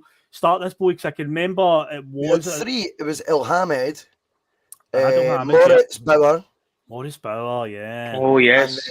And then Frimpong was the sort of project player. And I think he was, one look and you just went, yeah, that's boy the player. Yep. And by the way, again, this is again something that will go under the radar. This is a guy that was under Man City's watch, right? He's set to become a £50 million player potentially this summer or next, if not more. Yeah. And a guy that Lennon, whose outlay was £1.5 million. Now I think that's nothing, but let's be honest, it was probably one of his more expensive signings of that window as well on Ilhamed. Bauer comes in for Stoke City, probably got to pay at least half his wages. Probably a minimal sort of loan fee there as well. Wouldn't have been a cheap outlay again, 15, 20 grand a week out the coffers. And Lennon still had the courage of his convictions to go, do you know what? The wee 400 grand boy's the best at the lot. I'm going with him now. I think that's brilliant in my opinion. Again, that'll go under the radar. It doesn't suit anyone to say that. But that took balls, because you are going to cheese off the guys upstairs a wee bit when they're going, well, what about the other two? Like, if you could, the Celtic's remit is really, do you only need Frimpong? Just go with Frimpong. They would have been delighted if it was a 400 grand right back, just being the only right back there. They'll be like, going, but we spent £1.5 million on him. We're spending 20 grand a week on him. Lennon's like, well, that's fine. The squad needed it. But it turns out I've got enough, not too big an ego to go. The two first teamers, I thought, and then the sort of project one. Actually, the project one, on one appearance, he's going to be my boy. And I think he's had to go maybe against the grain there, and I think he deserves credit for that as well. I feel like it definitely is this game, because I remember coming away from the game and the majority of what you spoke to were all like, that boy's a player, by the way. I know it was only Partick Thistle, but you're like, no, you can tell something. You can just tell when you watch a player. Don't give me XG and all that stuff. You can just tell with your eyes, where you're just like, no, this boy's got something. You can just tell how he was. And it's around about this time he breaks in. But I think it's this Thistle game that he starts, and it's like, oh, aye, this player's going to be a special talent. And as you just said there's a chance he could be a 50 million player in the very near future with the way that, the prices go. So keep our eye on that one. But yeah, I think it's this one with Jeremy Frimpong. Then, of course, we had a bonkers semi-final. 5-2. There's a score you don't see much. 5-2 against Hibernian. With the, I think El Yunusi scored the brace that night. He definitely scored. Yes, that was that the game. Yeah, I think he scored twice. Yeah. Aye. The yellow one, the yellow kit with the green. That's one with the Lazio in that kit. Yes, it's one of those kits that's got an iconic moment attached to it with the Lazio victory. But it's that one, the yellow. That was a great cup semi-final. That one. It was a great cup semi-final. That one. It was one of the ones that was on a Saturday 5:30 kickoff. I like that Saturday. I love that game so much. Love that game. In my opinion, I think that's one of El Yunusi's best displays. Yes.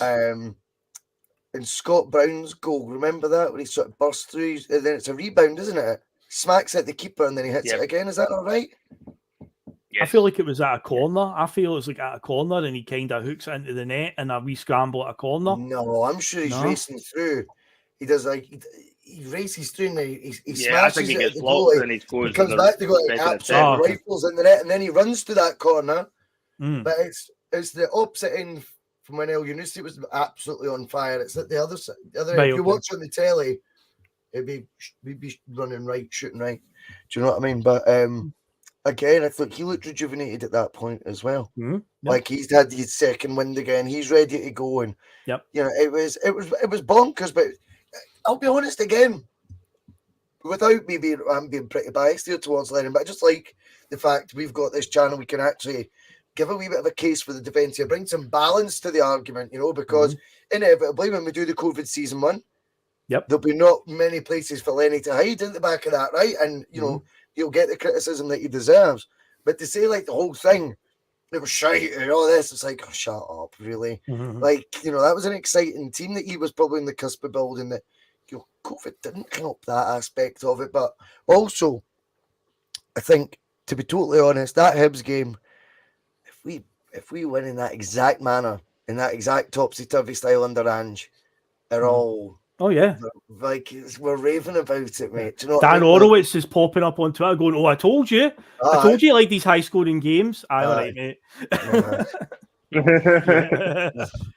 Clueless. Clueless Dan.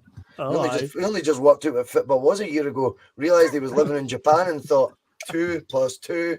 Yep. And those numpties will phone us and get me on the screen.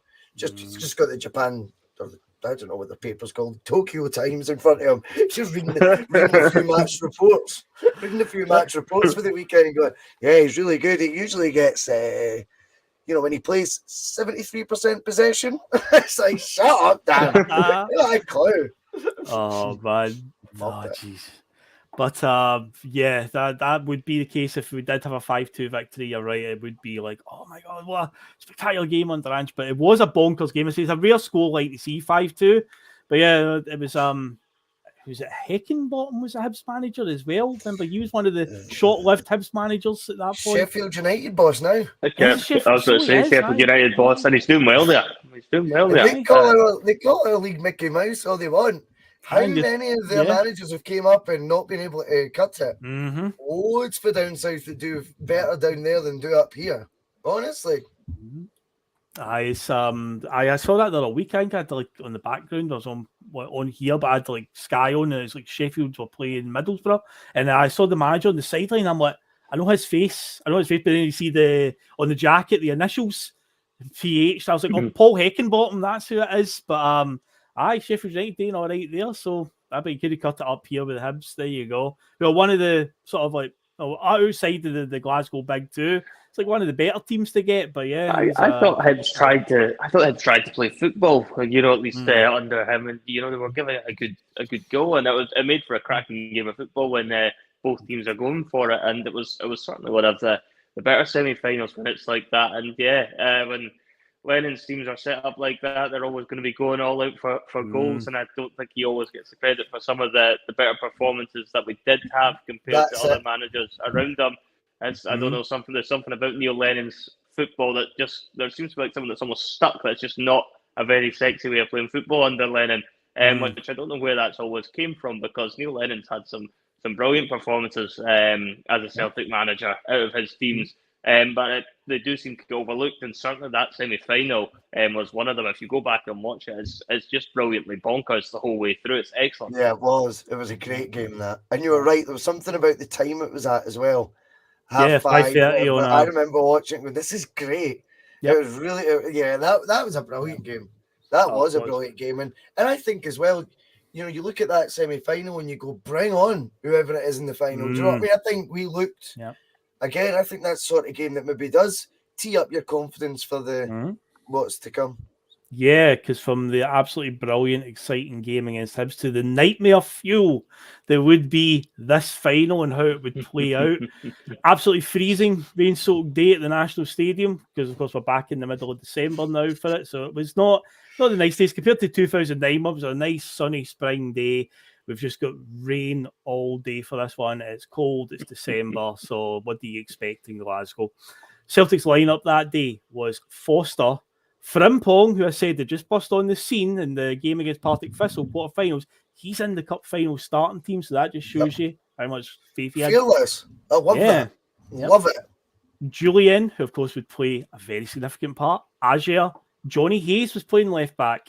Scott Brown, Callum McGregor, James Forrest, Ryan Christie, El Yunusi, and drum roll, Lewis Morgan would lead the line. Lee Griffiths, the big question mark. Lee Griffiths, who was fit, didn't have any injury issues, wasn't even on the bench. Apparently, when asked after the game, when the dust had settled, why he wasn't on the bench, Neil Lennon simply said, because Odsonne Edouard was on the bench. That was his answer to it. It's a very Gordon Strachan-esque answer. Because, yes, it's a very Ange answer.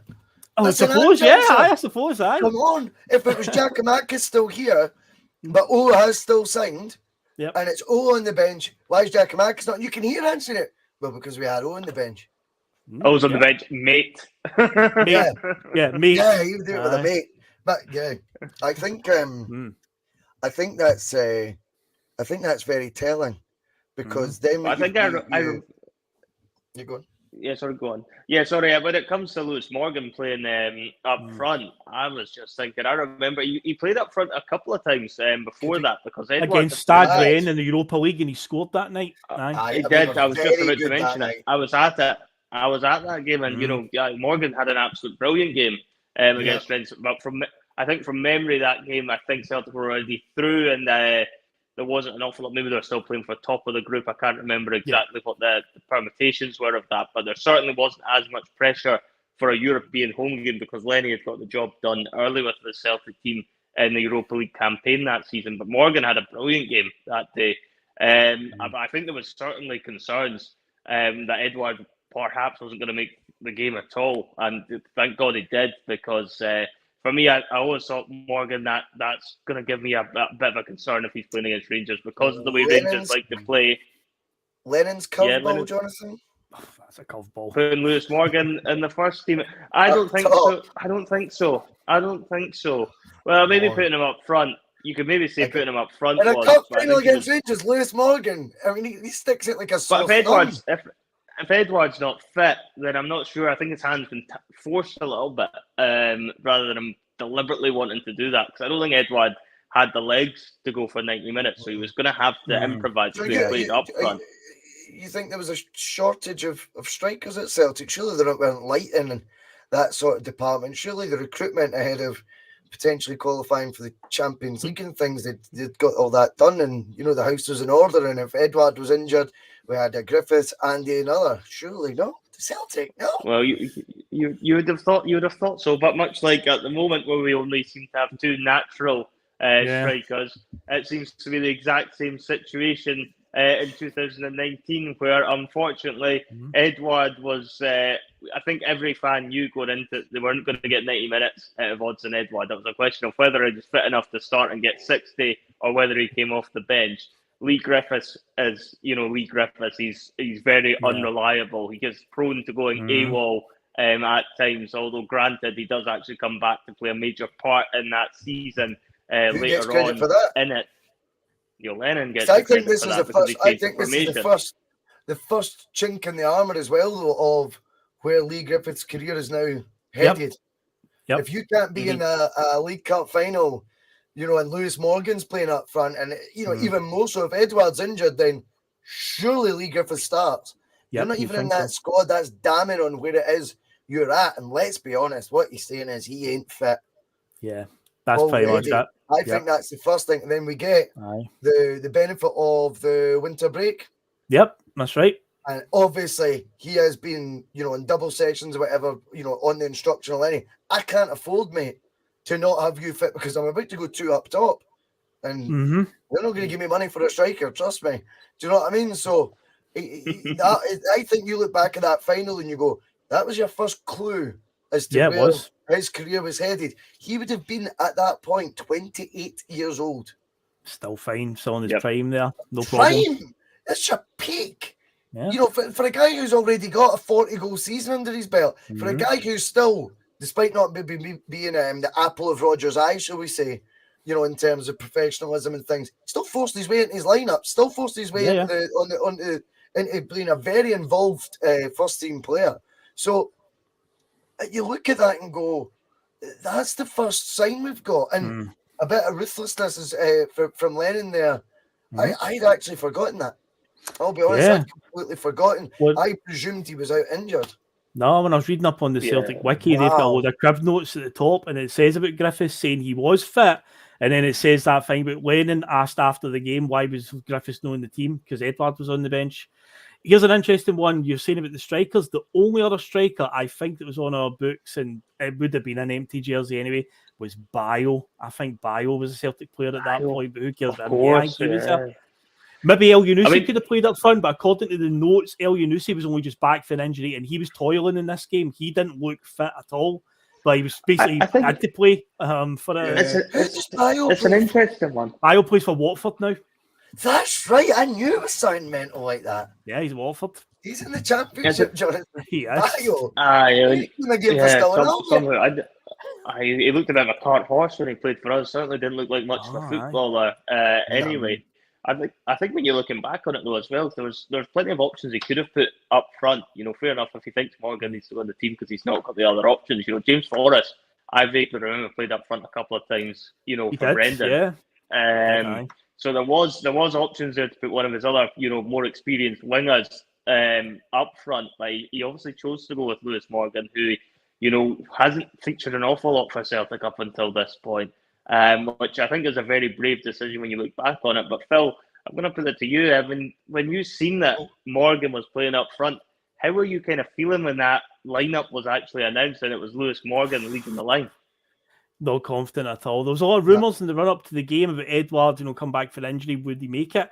But again, you're thinking, well, it'll surely be Lee Griffiths. Or as I say, my other alternative would have been maybe he'll play El Yunusi as a striker. Maybe he'll play through the middle. But yeah, when the team got announced in the stadium, everyone that was around us were just like, what? But you do get a clue when you see the players out warming up. Usually the subs will all warm up together, and then the first team, the starting 11, will warm up together.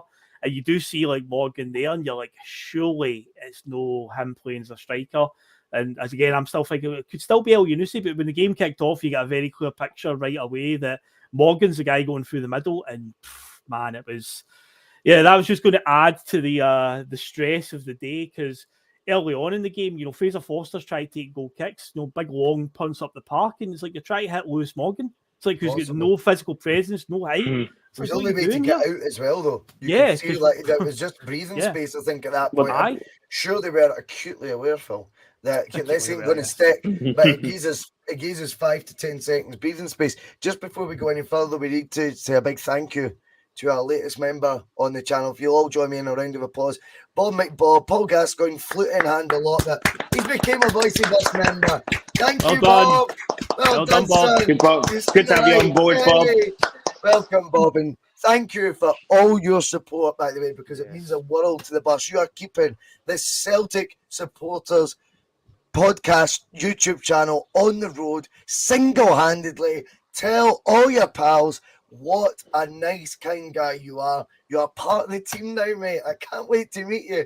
Oh, just brilliant to have you back, Bob. Thank you. All these applause coming into the chat. Look at all the applause. Brilliant. Welcome with open arm, as always. As always. Everyone is doing it.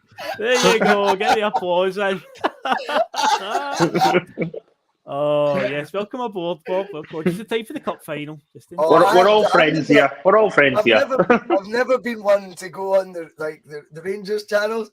I might have to. And just like, as soon as I see a Bob comment, go, hey, Bob, thanks again for the $1.99 membership. Lots of love, the Boise Bus. Oh, it's over, Bob. Bob, it is over. Superb. It was going to happen eventually. It was going to. But, oh, man, yeah, you asked her, it was stressful to see that in the game. And, yeah, what Russell says is right. It was the only way to get a bit of breathing space. Just go long and just get it clear because, we were just pinned in from pretty much the start. Now, Rangers' lineup that day was, it's not a million miles off a lineup they could probably field today. It shows you how dramatically different both teams are compared to 2019, just a few years ago. The lineup I just read it for Celtic, McGregor's still here. But yeah, he was the only one that started that day. And Forrest is still here, but they're the only two that could still get a game. But here's Rangers lineup. So they could pretty much field this today, apart from like one difference. McGregor, Tavernier, Goldson, Hollander, Barisic, Kamara, Jack, Aribo, Arfield, Morelos, and Kent was starting 11 for Rangers that day. And of course, as we're talking about the breathing space that we needed, Fraser Forster was in that 2012 against Barcelona, great wall mode, as they called him in the Spanish newspapers. He was pretty much like, you're not getting past me today. He is the sole reason why we went 5 or 6 down by half time. But no matter what Rangers are throwing at him in the first half, he just saves everything. Ryan Jack goes close for distance. Absolute screamer of a save from Fraser Forster, just getting across to get to a fingertip to it. Morelos gets thwarted multiple times. There's one in particular, he's coming in. Yes. Ajer slips. He's running in on goal. He tries to go with the outside of the foot. And Forster gets a save on that one. There's another one that Morelos hits that rolls. He saves it with his leg, and it rolls along the face of the goal. And Aribo comes in for a tap-in, and Johnny Hayes has to scramble out for a corner. But this was all just in the first half. We haven't even had a sniff of a goal in the first half. But man, like I say, in the stadium, it was like I didn't have a couch to hide behind, you know. I didn't have like one of these behind me. I just had to watch it. You guys though were watching it in the house, and as you've alluded to, it was quite a stressful ordeal. So give us a bit of context, guys. What was going on in the boys' household? Oh, the couch certainly wasn't getting hidden behind. It was close to getting upended. I think Where do we start? Because you were still staying at mum's at this point. You were about to buy a house. I was about to buy my house. About three or four months later. So yeah, then COVID delayed it. So we were both still at the house. Russell's actually in this evening. I've moved back to my mum's after about 10 years away, and I've moved back after like a big breakup and all that, and it was all upsetting and stuff. But only the day before, right? So I'm only like, still just got bags everywhere in my room and that, and I'm like, oh, and you can imagine. Half of them are still in my boot, I think. Aye, like they're just clothes everywhere. And I'm going, what is happening to my life? Like, do you know what I mean? Everything's fell apart, house, the lot. Do you know what I mean? Misses and all that carry on. I'm like, just want the weekend to be over. Oh, I do not need this final. I just don't need it. I just don't need this final right now. And I thought, do you know what? As I say, I was feeling confident.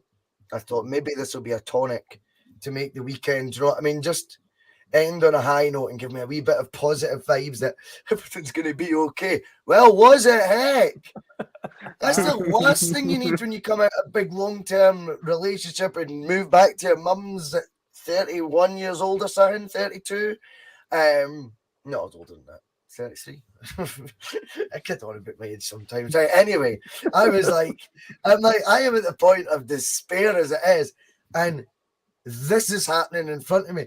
We started on whilst we were sitting on the couch, bottle of beer. After about 3 minutes, we're now standing in the centre of the living room, poised as if we're in the Celtic end, you could call it, Phil, you know.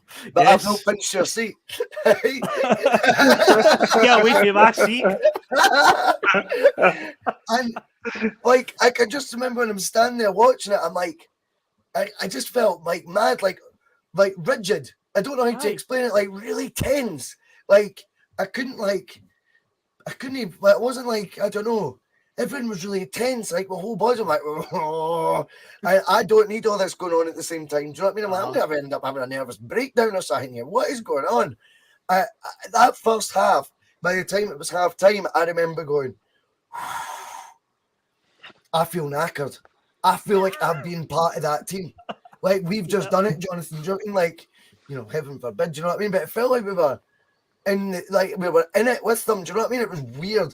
It was the one thing about it I would say though, funnily enough, I mean, apart from mum like coming through every 2 minutes and going, Tonto, do you know what I mean? Like, what is going on in here? Get out. You've only been in here for 2 minutes. He's telling me to get out. Get out. I still call it shots. The king is back. No. Anyway, fuck off. But like, I remember thinking at the time in a weird way, we're engrossed in it as well. Like it really was one of those first halves that I don't think you've took one eye off the game when the ball's been in play. You watched every minute. You couldn't take your eyes off it. Utter bonkers. Oh yeah, I think we were totally captivated by it after. I think we maybe sat until maybe the first Forster save, if that, and then it became pretty much a case of pretty much standing. I don't even think the beers were touched that much, which says a lot for the two of us. Really, on a game of that magnitude, but even the beers were getting left on the coffee table, and it was pretty much arms around the shoulders, locked. Pretty much like this. This isn't going to happen. This isn't going to be our day. We're like thinking. I don't know what we were thinking. I think we must have been thinking, if we just stand and keep cheering, Fraser Forster will keep making these saves. I don't know what the was. Well, I'm on. It's like he needs our support through the telly. He needs to know we're rooting for him here because it's fucking 1 against 11 in this first half. I remember just watching it and thinking, wow. I think I said, come on, like that Scottish old guy who does the Flower of Scotland before a Scotland game. Oh, All yeah. time. Right to the Come corners. on! Come on. Yeah. That's what we were like. We were like, that old guy. Every time Fraser Forster made a save, come on! Mum comes through with the bagpipes. I'm like, no, they do. Don't even bother trying to play that. Shut up. Oh, so I've used this description before. Like we've done Bustalgia and talked about some games from yesteryear where Celtic are having a mare, and it feels like we need half time after 5 minutes. And this is one of those games where we were just all over the place. But then half time does come, guys, and it's 0-0, and you're like, right, okay, less of this shit. You get them in the dressing room, you fucking kick some heads and get them sorted and get them back out there, and we start playing our game. But no, we come out in the second half and it continues. The torture continues, and it's just like, I can't believe this. Obviously, Morgan is still on the park, and I think the plan is basically keep Morgan on for as long as possible, hopefully still in the game, then deploy Edward with maybe half an hour to go. But yeah, the early part of the second half, it's more of the same. There's one in particular from a save from Forster where he like saves it with his feet, and I think Arfield, yeah, I think Arfield and Aribo are running in at the same time to try and get to the rebound, and he just gets there before it to put it for a corner. One of my favourite saves is a header. The header for Morelos at the back post, and he kind of just swats it away like that. He doesn't like get a strong hand. He just goes, I just swats it up over the crossbar. He's always taking the piss by then, no way. What's that chant? We shall Is not that be the moved. best you've got? I shall not be moved. One more time, Boycey Brothers. Come on! Oh, but it's quickly descending into a bit of a one-on-one personal battle between Forster and Alfredo, because obviously it's grating on the Buffalo that he's still no scored against us. It's really, really starting to get to him, and they say it's becoming a one-on-one battle between the two. They say that header that he has when he just goes, swats it away. Like, get out of here, son. That's one of my favourite ones out of all of it. But yeah, this torture continues until the 59th minute when Neil Lennon looks to his bench and goes, right, it's time. Odsonne, you're going on. So in the 59th minute, Odsonne Edward comes onto the park. Lewis Morgan goes off, and the feeling around the stadium in the Celtic end at Hampden was like, right, this is it. This is what we've been waiting on. Right now, we can start getting into the game. He's only on the park for less than a minute, and Connor Goldson does a quite typical Rangers trope. He tries to welcome it to the game, stick one on him. He's just back for an injury as well. Let him know he's in a game. Edward's quite far out from goal, about 35 yards, whatever. He isn't really going anywhere. But he goes back to Goldson, gets touch tight to him and fouls him. Free kick to so predictable. He does what Lewis Morgan hadn't been able to do for the first hour of the game. So I'm pretty sure that came from a long ball played over that Edward takes in and actually, sticks it and then turns and begins to run down towards the byline, and that's where Goldson's like, oh shit, he's going to get away from me. And just Odsonne Edward coming on, I think, changed the dynamic of that game ever so slightly. Because Rangers like, oh no, we're actually now going to know him. He scores against us all the time. We were quite comfortable dealing with little Lewis Morgan who can't do anything against us, but not Odsonne Edward. Please didn't bring him on. Please tell me he's no fit. And that's why Goldson's done what he's done, is because he's thinking, oh, maybe he isn't fit. Maybe if I just give him a good wallop and he'll have to go back off again and we'll get somebody else up front. Give us James Forrest, anyone. We didn't care. Just please know him. But it backfires spectacularly. It does. Ryan Christie swings in that free kick with his left foot. Just like I said earlier, Nakamura with a free kick it wide. It was you reckon he was shooting? Come on, you! I mean, I know you don't like Ryan Christie, but come on. It was a shot. It was a shot, mate. But the Bedlam explodes in the Celtic end. That free kick comes in, and both Edward and Jullien attack it. Jullien gets it. A nice wee volley at the back post, puts it away. Absolute scenes in the Celtic end at Hampden. It was honestly like the noise of a bomb going off, because we had been just shell-shocked all game in the stadium. Like, can't believe what we're watching here. We were just quiet, didn't know what to do. And then when that went in, it was like, right. Because again, Edward's on the park. We've scored within a minute of coming on. You do feel like now we will kick on. And this last half hour, we are going to, this is it. We'll win 2-3-0 now.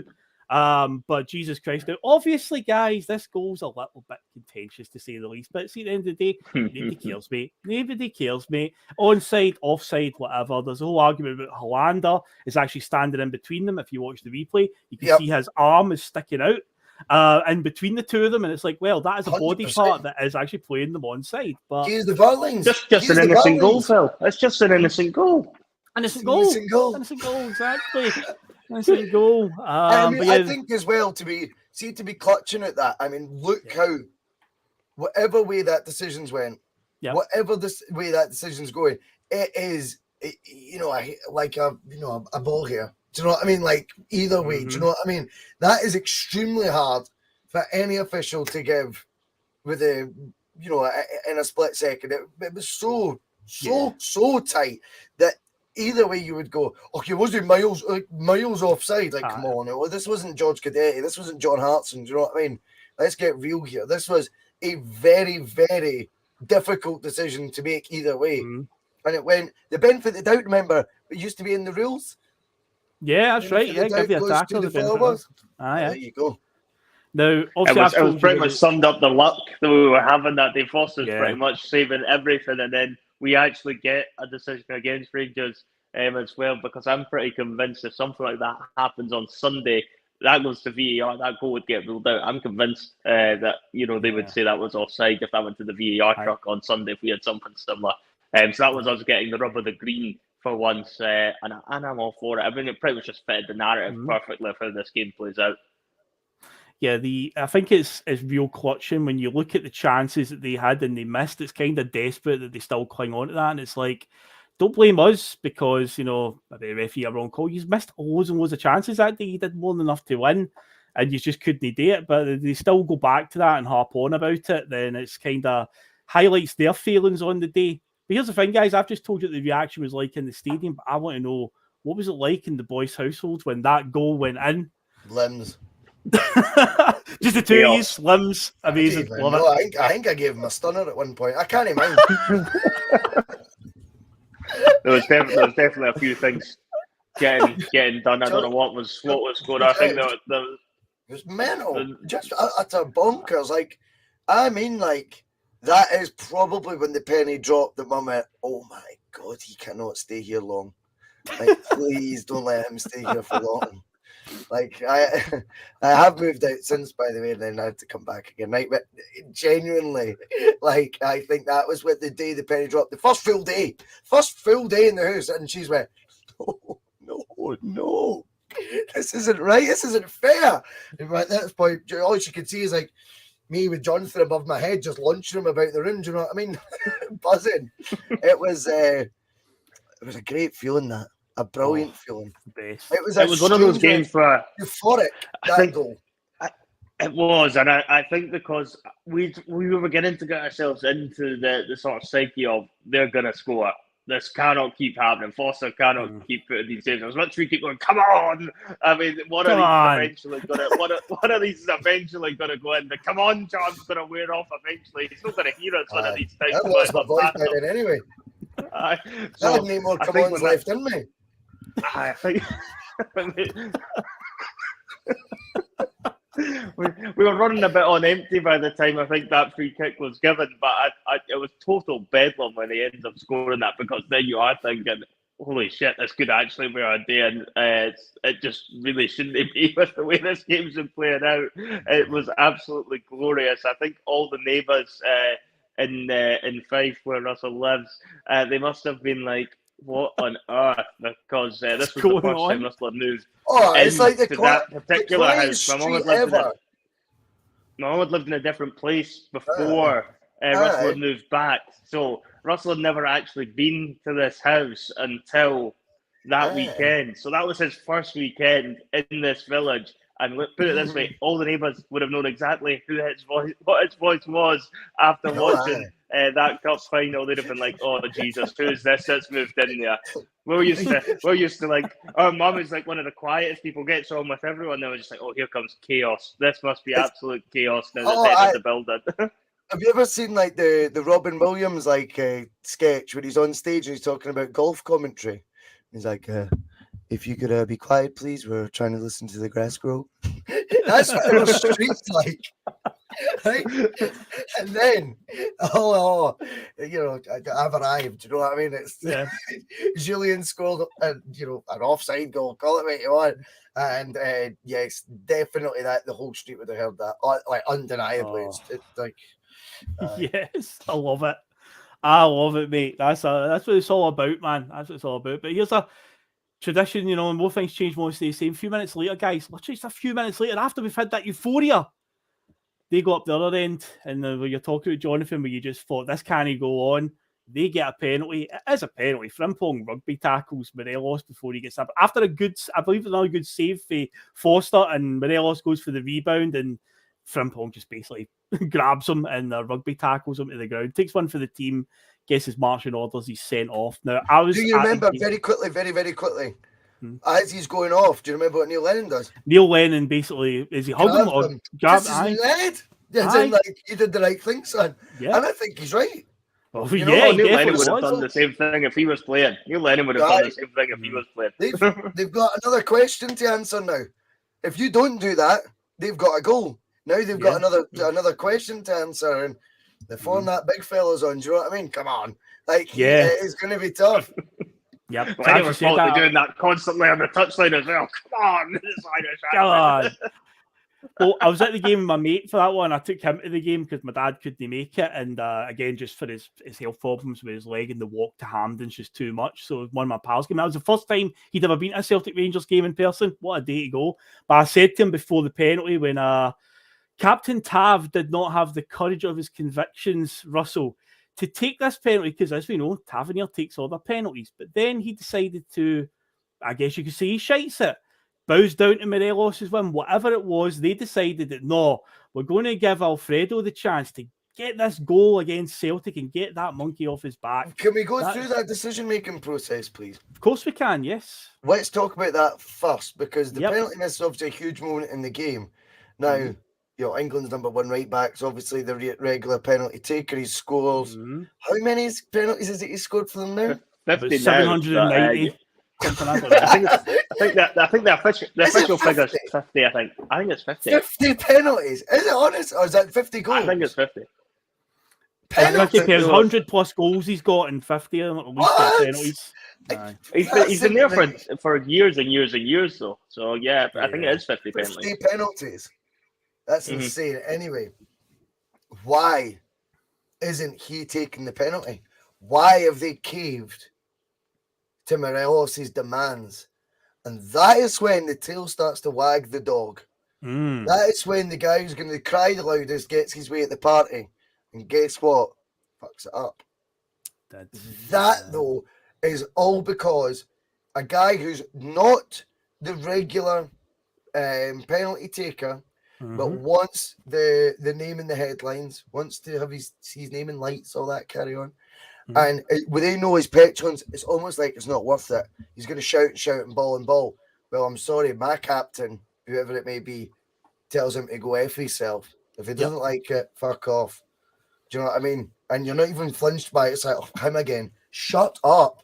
You put the ball down and he's out your mind straight away because you're the guy. The reason you are the guy is, that is the reason you're the captain. That's the reason the regular penalty taker. A captain tells him to fuck off. The regular penalty taker has the clarity of mind, no matter what the scenario is, to score that goal. Now, people can miss penalties. I get that. But he'd set himself up already to miss. Then you get to the stage. Look at the body language. When it cuts to him and he's staring, he's focused on chewing the chewing gum. It's a nervous thing, that. He's chewing the chewing gum. It is a complete nervous thing. Do you remember that? He's chewing gum. Yeah. Did he even have any chewing gum in his mouth? I don't know, but he's trying to focus on something. It's like if you fidget with your hands. That is his like he is fidgeting. I'm like, I don't know, like I had a feeling. I think both of us. Sorry, Phil. I think both of us had kind of said the same. I think when we thought if it was Tav, I think we would have been a lot more concerned with Tav there second forward today because he did have a good penalty record. But when we seen it was Morelos, I think we both looked at each other and thought, you know what, Foster might save this. Come on, come on. I said it to my mate at the game. I basically dodged him and went, Marty, he's missing this by the big man's going to save it. And he was like, what? No, he was in panic mode. There was a few guys around us that turned around and went, aye. You just felt it with like the saves that he's already pulled off and how Morelos just couldn't get by him. Just like, it's usually Tav that takes their penalties. What's happening here? So there was a wee feeling around the bit where I was sitting where it was like, I'm confident by the way things are going, he might just save this.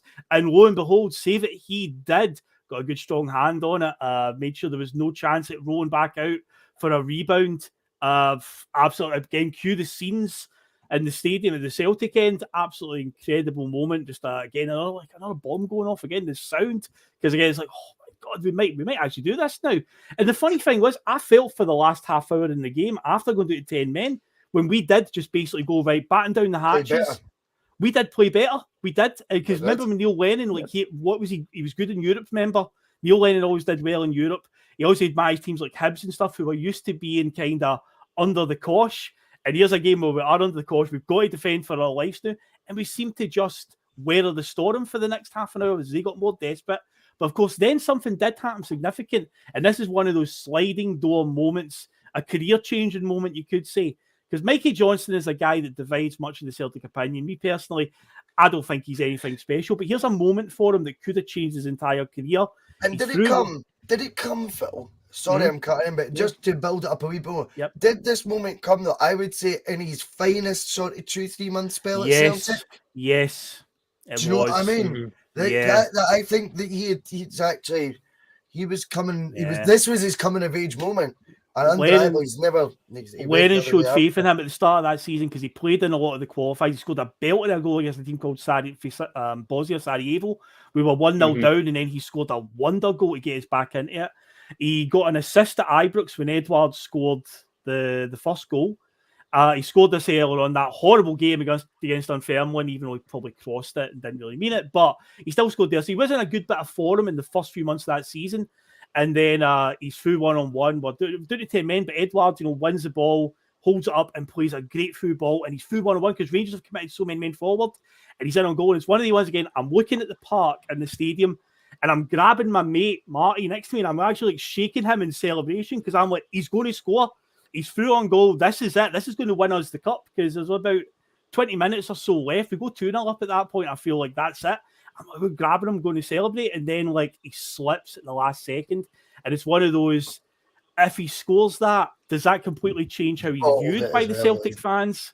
Because he bottled it. It's not just slipping, is it? Really, he bottled it. Maybe he had too much time to think, because that can always be a problem for a player. Young lad, he came through the youth, Celtic fan, he's in one-on-one with Alan McGregor, cup final against Rangers, and it's like he's thinking of the headlines already, and I say, if he's got that on his CV, I think a lot more fans would, and maybe he would have kicked on. Maybe how many thoughts can you have, Phil, in 3 seconds? He's just 3 seconds. Oh, what about my CV? If he's thinking about that during that time, I'm just giving you all of the things that were on the table essentially there. But it's like, wow, if he scores this, Jesus Christ, he's ticked all the boxes there, but wasn't he? It's like a moment in history. Yeah, no, thank you. It's like a moment in history that is put in front of him from Mikey Johnston. If he gets that goal, he's always going to be remembered fondly for that moment that clinched the cup. And you're right. Perhaps if he gets that goal, he does go and push himself on and become more of a player for Celtic because that could have built his confidence. For me, I think on the flip side, I don't think he was ever going to be strong enough to push himself fully into the Celtic team. Even if he gets that goal, we've seen players score big goals in big games before, the most obvious being Tony Watt, and then their careers petering out. I think Johnson was never quite going to be strong enough to make the grade at Celtic, but for me, if he gets that moment, it's still something you can never take away from him. Much like moment in time. It's a moment in time. It's a moment in time. It's exactly that. It's a moment in time where he's always going to be remembered. And could it be something as well that then mentally, and I don't mean in his run up to the goal, I mean like in his deeper moments, his darker moments, he's probably never recovered from that mentally. Do you know what I mean? Like, okay, he won, but deep down I nearly cost us it, and that feeling just might, that confidence just zaps from you a wee bit. Do you know what I mean? And again, though, do you know the funny thing is about this game? it's the only thing that didn't go our way. Do you know what I mean? If that makes sense. You're right, aye. And that then sets you even further back on what is going on, because that's another twist in the tail, this. It's another twist in the tail. Aye. Although you're talking about a moment in time, though, with Mikey Johnston, for the rest of what was left of this season, he would obviously be hampered by injury. And we would get a moment in time involving Mikey Johnston at McDermott Park. He came on as a sub and he had to go off again because he was injured, to which Neil Lennon gave him the fuck off. You know, what a moment. I thank Mikey Johnston for being involved in that moment. I'm glad he went on with his hamstring wrecked. I'm sorry about your career at Celtic, but for that gif. It's one of our favourites on the bus. It's one of our favourites. It's a favourite. So good. So, what a reaction. Yep, it's so good. He his own comedy show on the touchline, Lennon, for just those wee bits. That's right, the Hamilton one as well. Hamilton one. We're not even playing Hamilton. He's just heard the Rangers are getting beat off them. He turns out, someone's like, Hamilton just beat Rangers 1-0 eyebrows. He just goes, Hamilton. It's so good. Was that when we were 2-2 with Livy? We drew 2 each for Livy. We scored the last minute equaliser that night. In the midst of all that, he's just turned around it. He's so serious.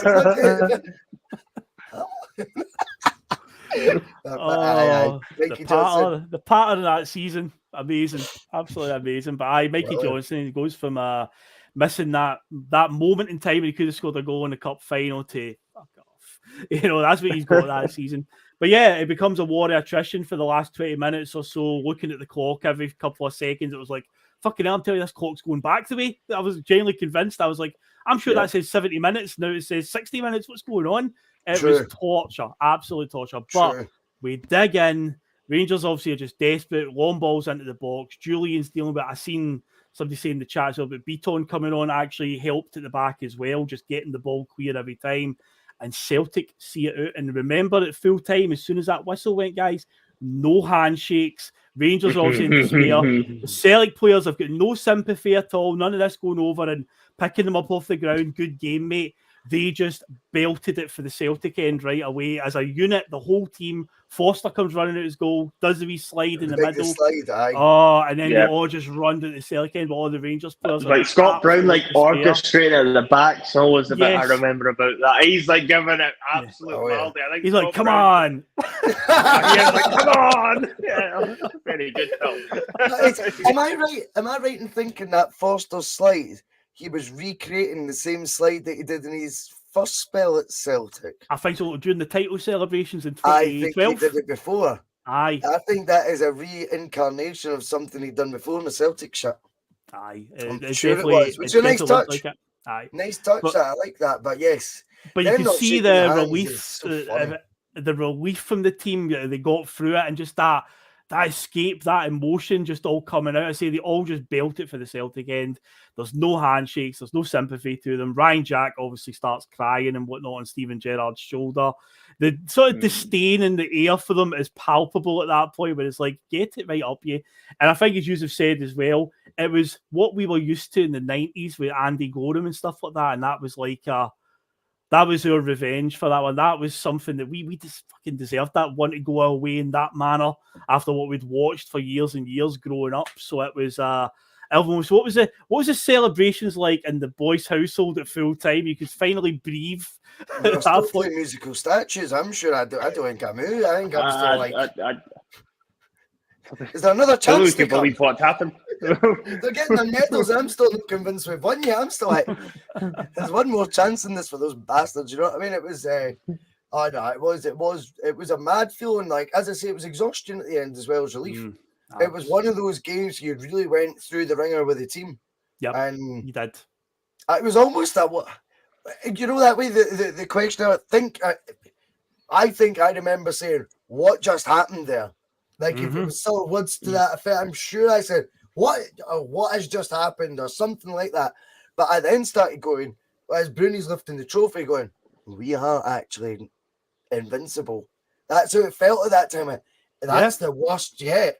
And yet we're still lifting the trophy. Like whilst he's here, we'll always win it. I know that, fell flat on its face in the end, but do you know what I mean? Like, it felt at that moment like, wow, like we're nowhere near full yet. Do you know what I mean? We're still starving.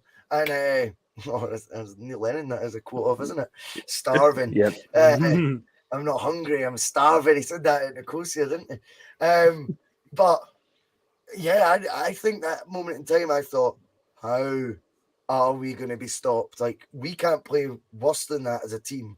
We can't have as bare bones of a side as that again. We can't concede as many chances as that again. We can't be down to 10 men and concede a penalty and still win 1-0. I was like, it's just not stopping us now.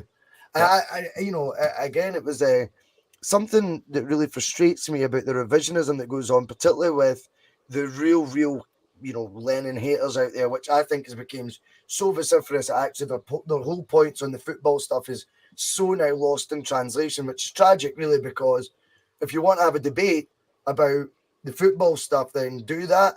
But if all you can say is call him a tramp and all that shite, no worries, mate. See you later. I'll go talk to someone who have a brain cell. Because actually, the revisionism from these plant pots now is that was the telltale sign it was coming off. The wheels were coming off. That's when we knew. A complete ignorance to the fact that at that point we were 1 point behind in the league. And by the time the league was called, and as Alan Wood says, by plenty of CEOs in the country, including a certain teams, when the league was called, we were 13 clear. Yep. So if that was the sign that the wheels are coming off, what happened in that wee in-betweeny bit? We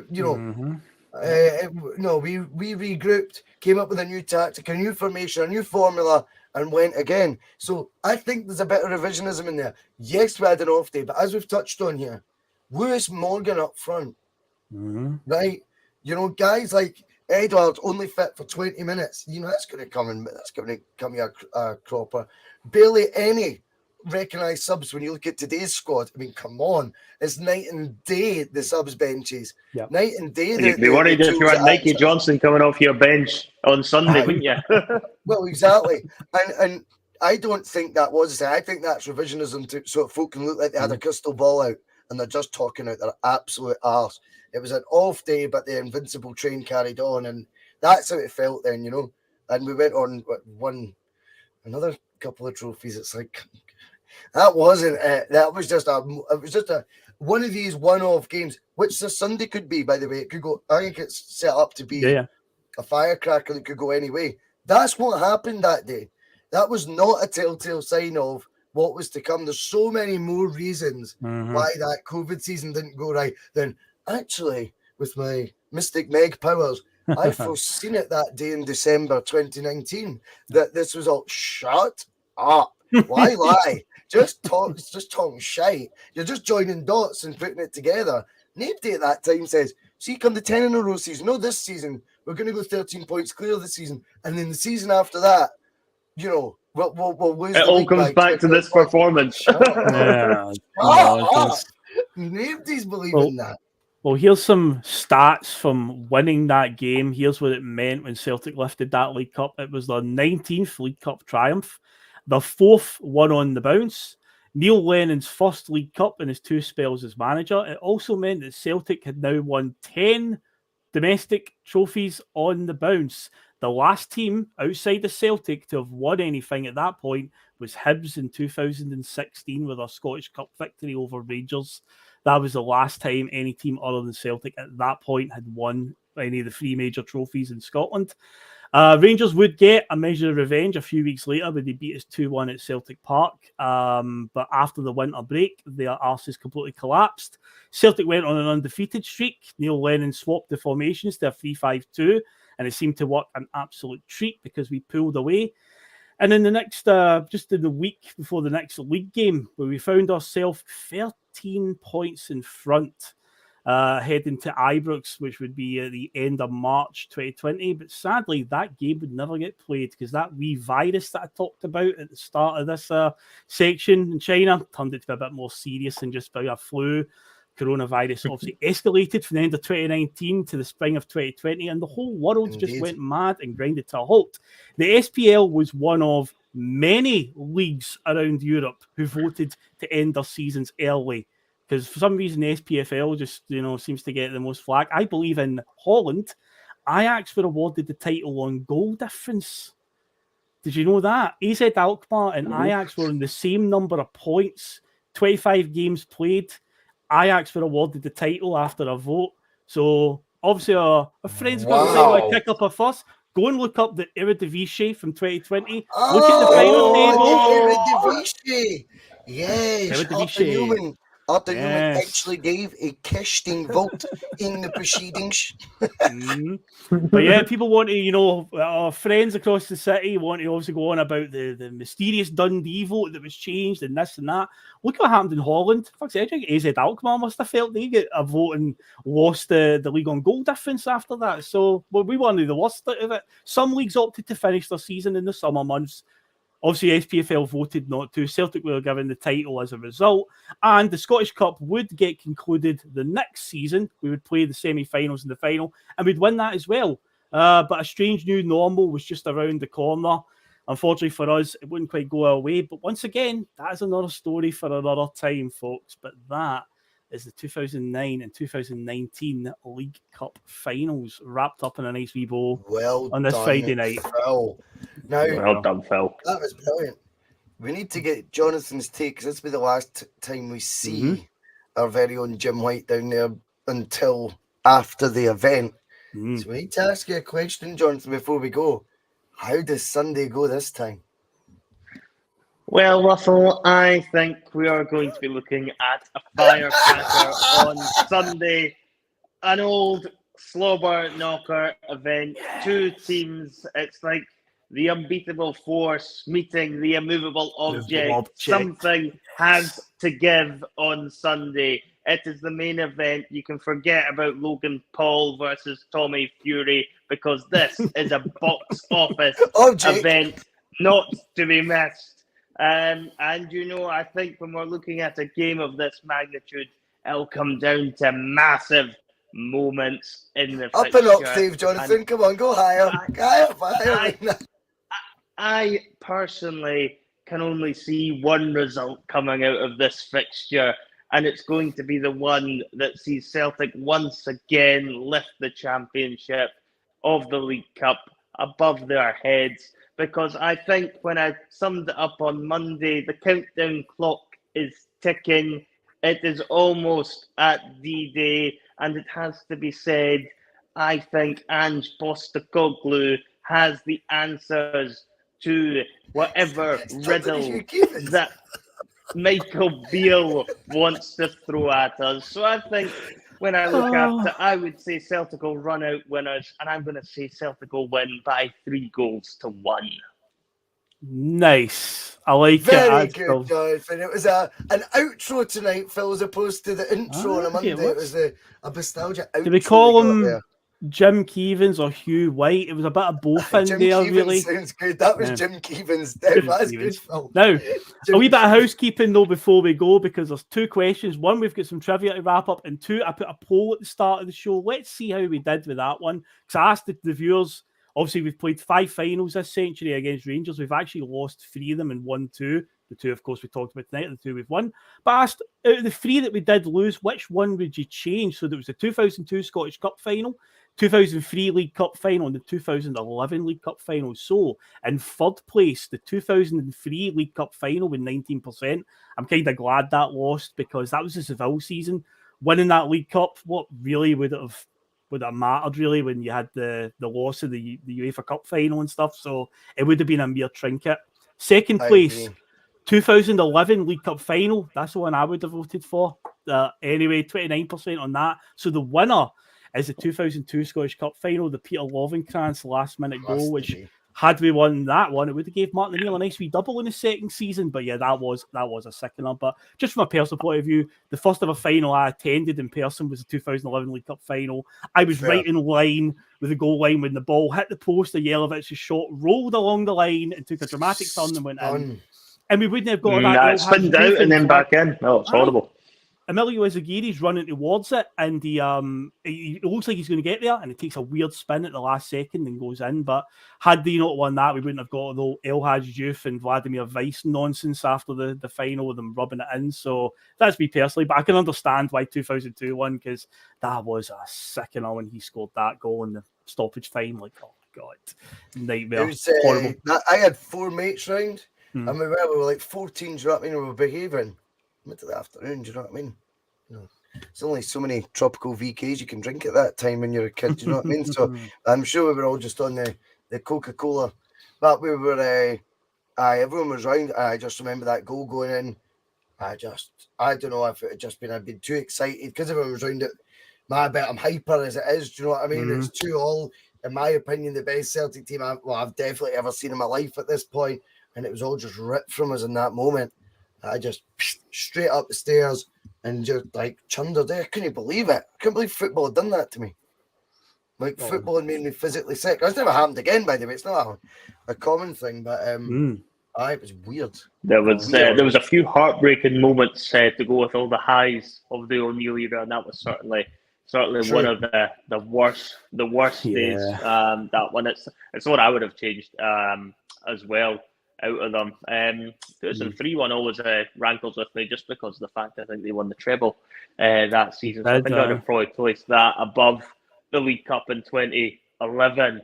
Because 2003, I just, as much as I was frustrated we didn't get the job done in Seville, it was just even soured even more when you lose the league a couple of days later, and especially the manner it's lost by such a fine margin, and then they go on to secure a treble, which you're just like, that just shouldn't be happening. Although Celtic can improve that the next season, that just should never have happened.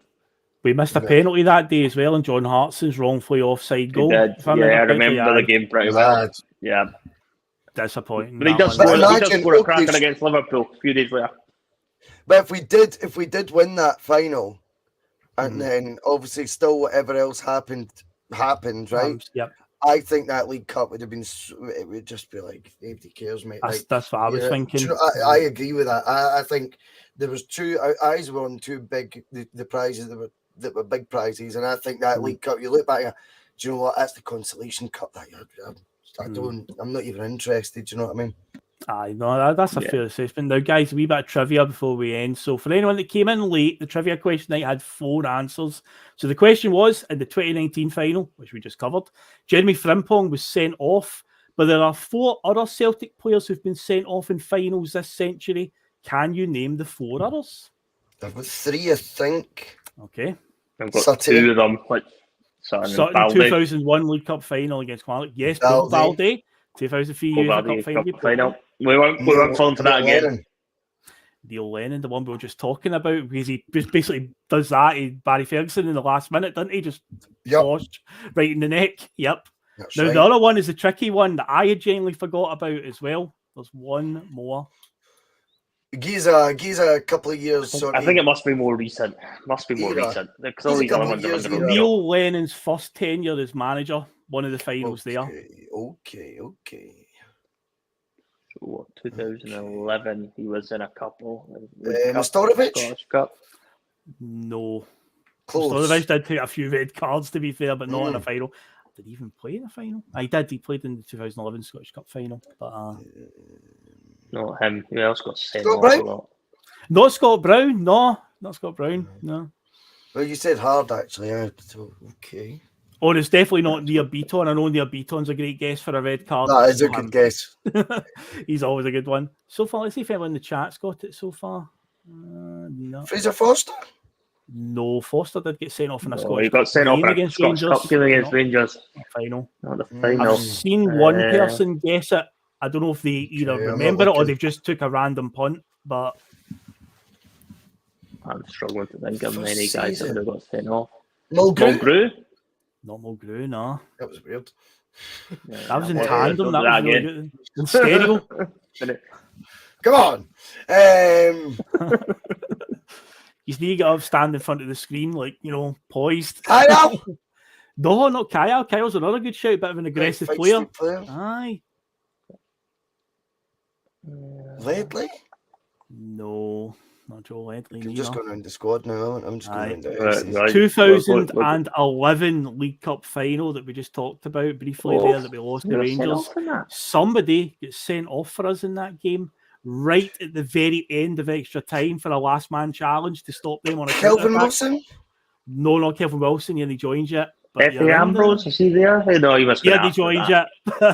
Would it shock me if Effie Ambrose did something like that? But no. That would sound like an Effie Ambrose thing. Right at the very end of extra time, and it's one that I forgot. I was looking it up the night, and I was like, "Fuck, so he did." Yeah, took one for the team to stop them on a counter attack. Emilio. Really? 2011, 120th minute. They're on the counter attack, and he just goes over and boards him. Then he tries to pretend that he's injured. He's like hobbling around, trying to get mercy for the ref, and the ref's just like, "No, red card, sorry." Off you go. So it was Emilio, Bobo Balde, Neil Lennon, and Chris Sutton with our four. And obviously, Frimpong was part of the question. So yeah, of course. Yeah, there you go. Yeah, so that's your trivia. So yeah. 2.5 hours, 2 games, and I enjoyed every second of that. Well done, Phil. There you go. No worries at all. Always a pleasure. And that kicks off Cup final weekend here on the bus. That is our first wee taste of the Cup final preview weekend. So Saturday sesh tomorrow, perhaps then, Russell? Saturday sesh, thinking I'm working full shift tomorrow, so it'll need to be about 7:30 or something. Fair dues. A wee bit later than normal. No worries. But it is what it is. Got to put bread on that table, man. So you know, did I say bread? I meant beer on the table. But we've got I've got to do a full shift tomorrow, so it'll be a wee bit later for the sesh than it normally would be on a Sunday. All the days are mucked up on this sort of week, aren't they? Oh yes, yeah. Saturday sesh, Sunday blether. We'll just be going ahead as normal, I would imagine. I've done so, yeah. It's going to work as a sort of preview. No one's going to the game, is there? No, not going. And that would work out as the match preview show. Yeah, and then me and Terry will do the PMP around 5:30. I'm thinking. I know there's an English League Cup final on. See, to be honest with you, if we win that final and you want to watch the English League Cup final instead of jumping on the bus, well, everyone's got Sky Plus nowadays. Just Sky Plus the English League Cup final and watch it later. Just avoid the result. There you go. If you want to do that, but there you go. But yeah, providing there's no extra time, then you should be 5:30. So hopefully we don't have to play an extra 30 minutes against them all. Anytime, Pam. Glad it's cheered you up, pal. Good. Yes, welcome aboard, Pam. So she's got a membership tonight as well, so welcome aboard. Actually, been a member longer than you think. Been a member longer than you think. I think it was Monty's just not noticed Pam. I've noticed Pam in the chat for a while. Anyway. Well, that's us. 2.5 hours. That's us ready to roll then. So yeah, the bus is heading off ski now. I know some people in the chat, I think Balsall says, don't use their end this stream. Sorry, we've got to go. It's getting late. It's that time. 2.5 hours was quite long. Bob.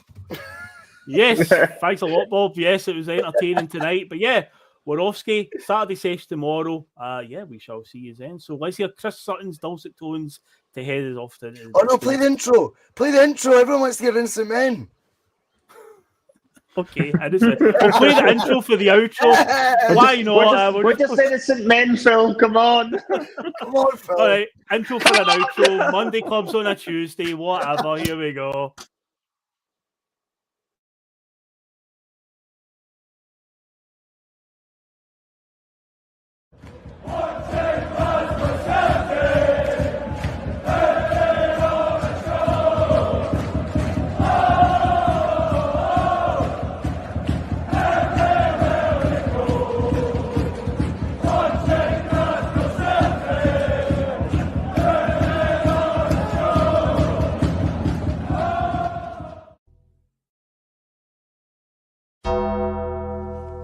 Seagulls follow the chart, it's because they think sardines will be thrown into the sea. Thank you.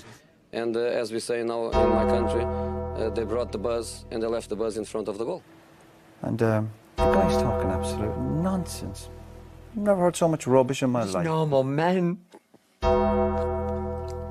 What do you mean, normal men? We're just innocent men. I'm telling you, don't back down. double down. Don't back down, double down.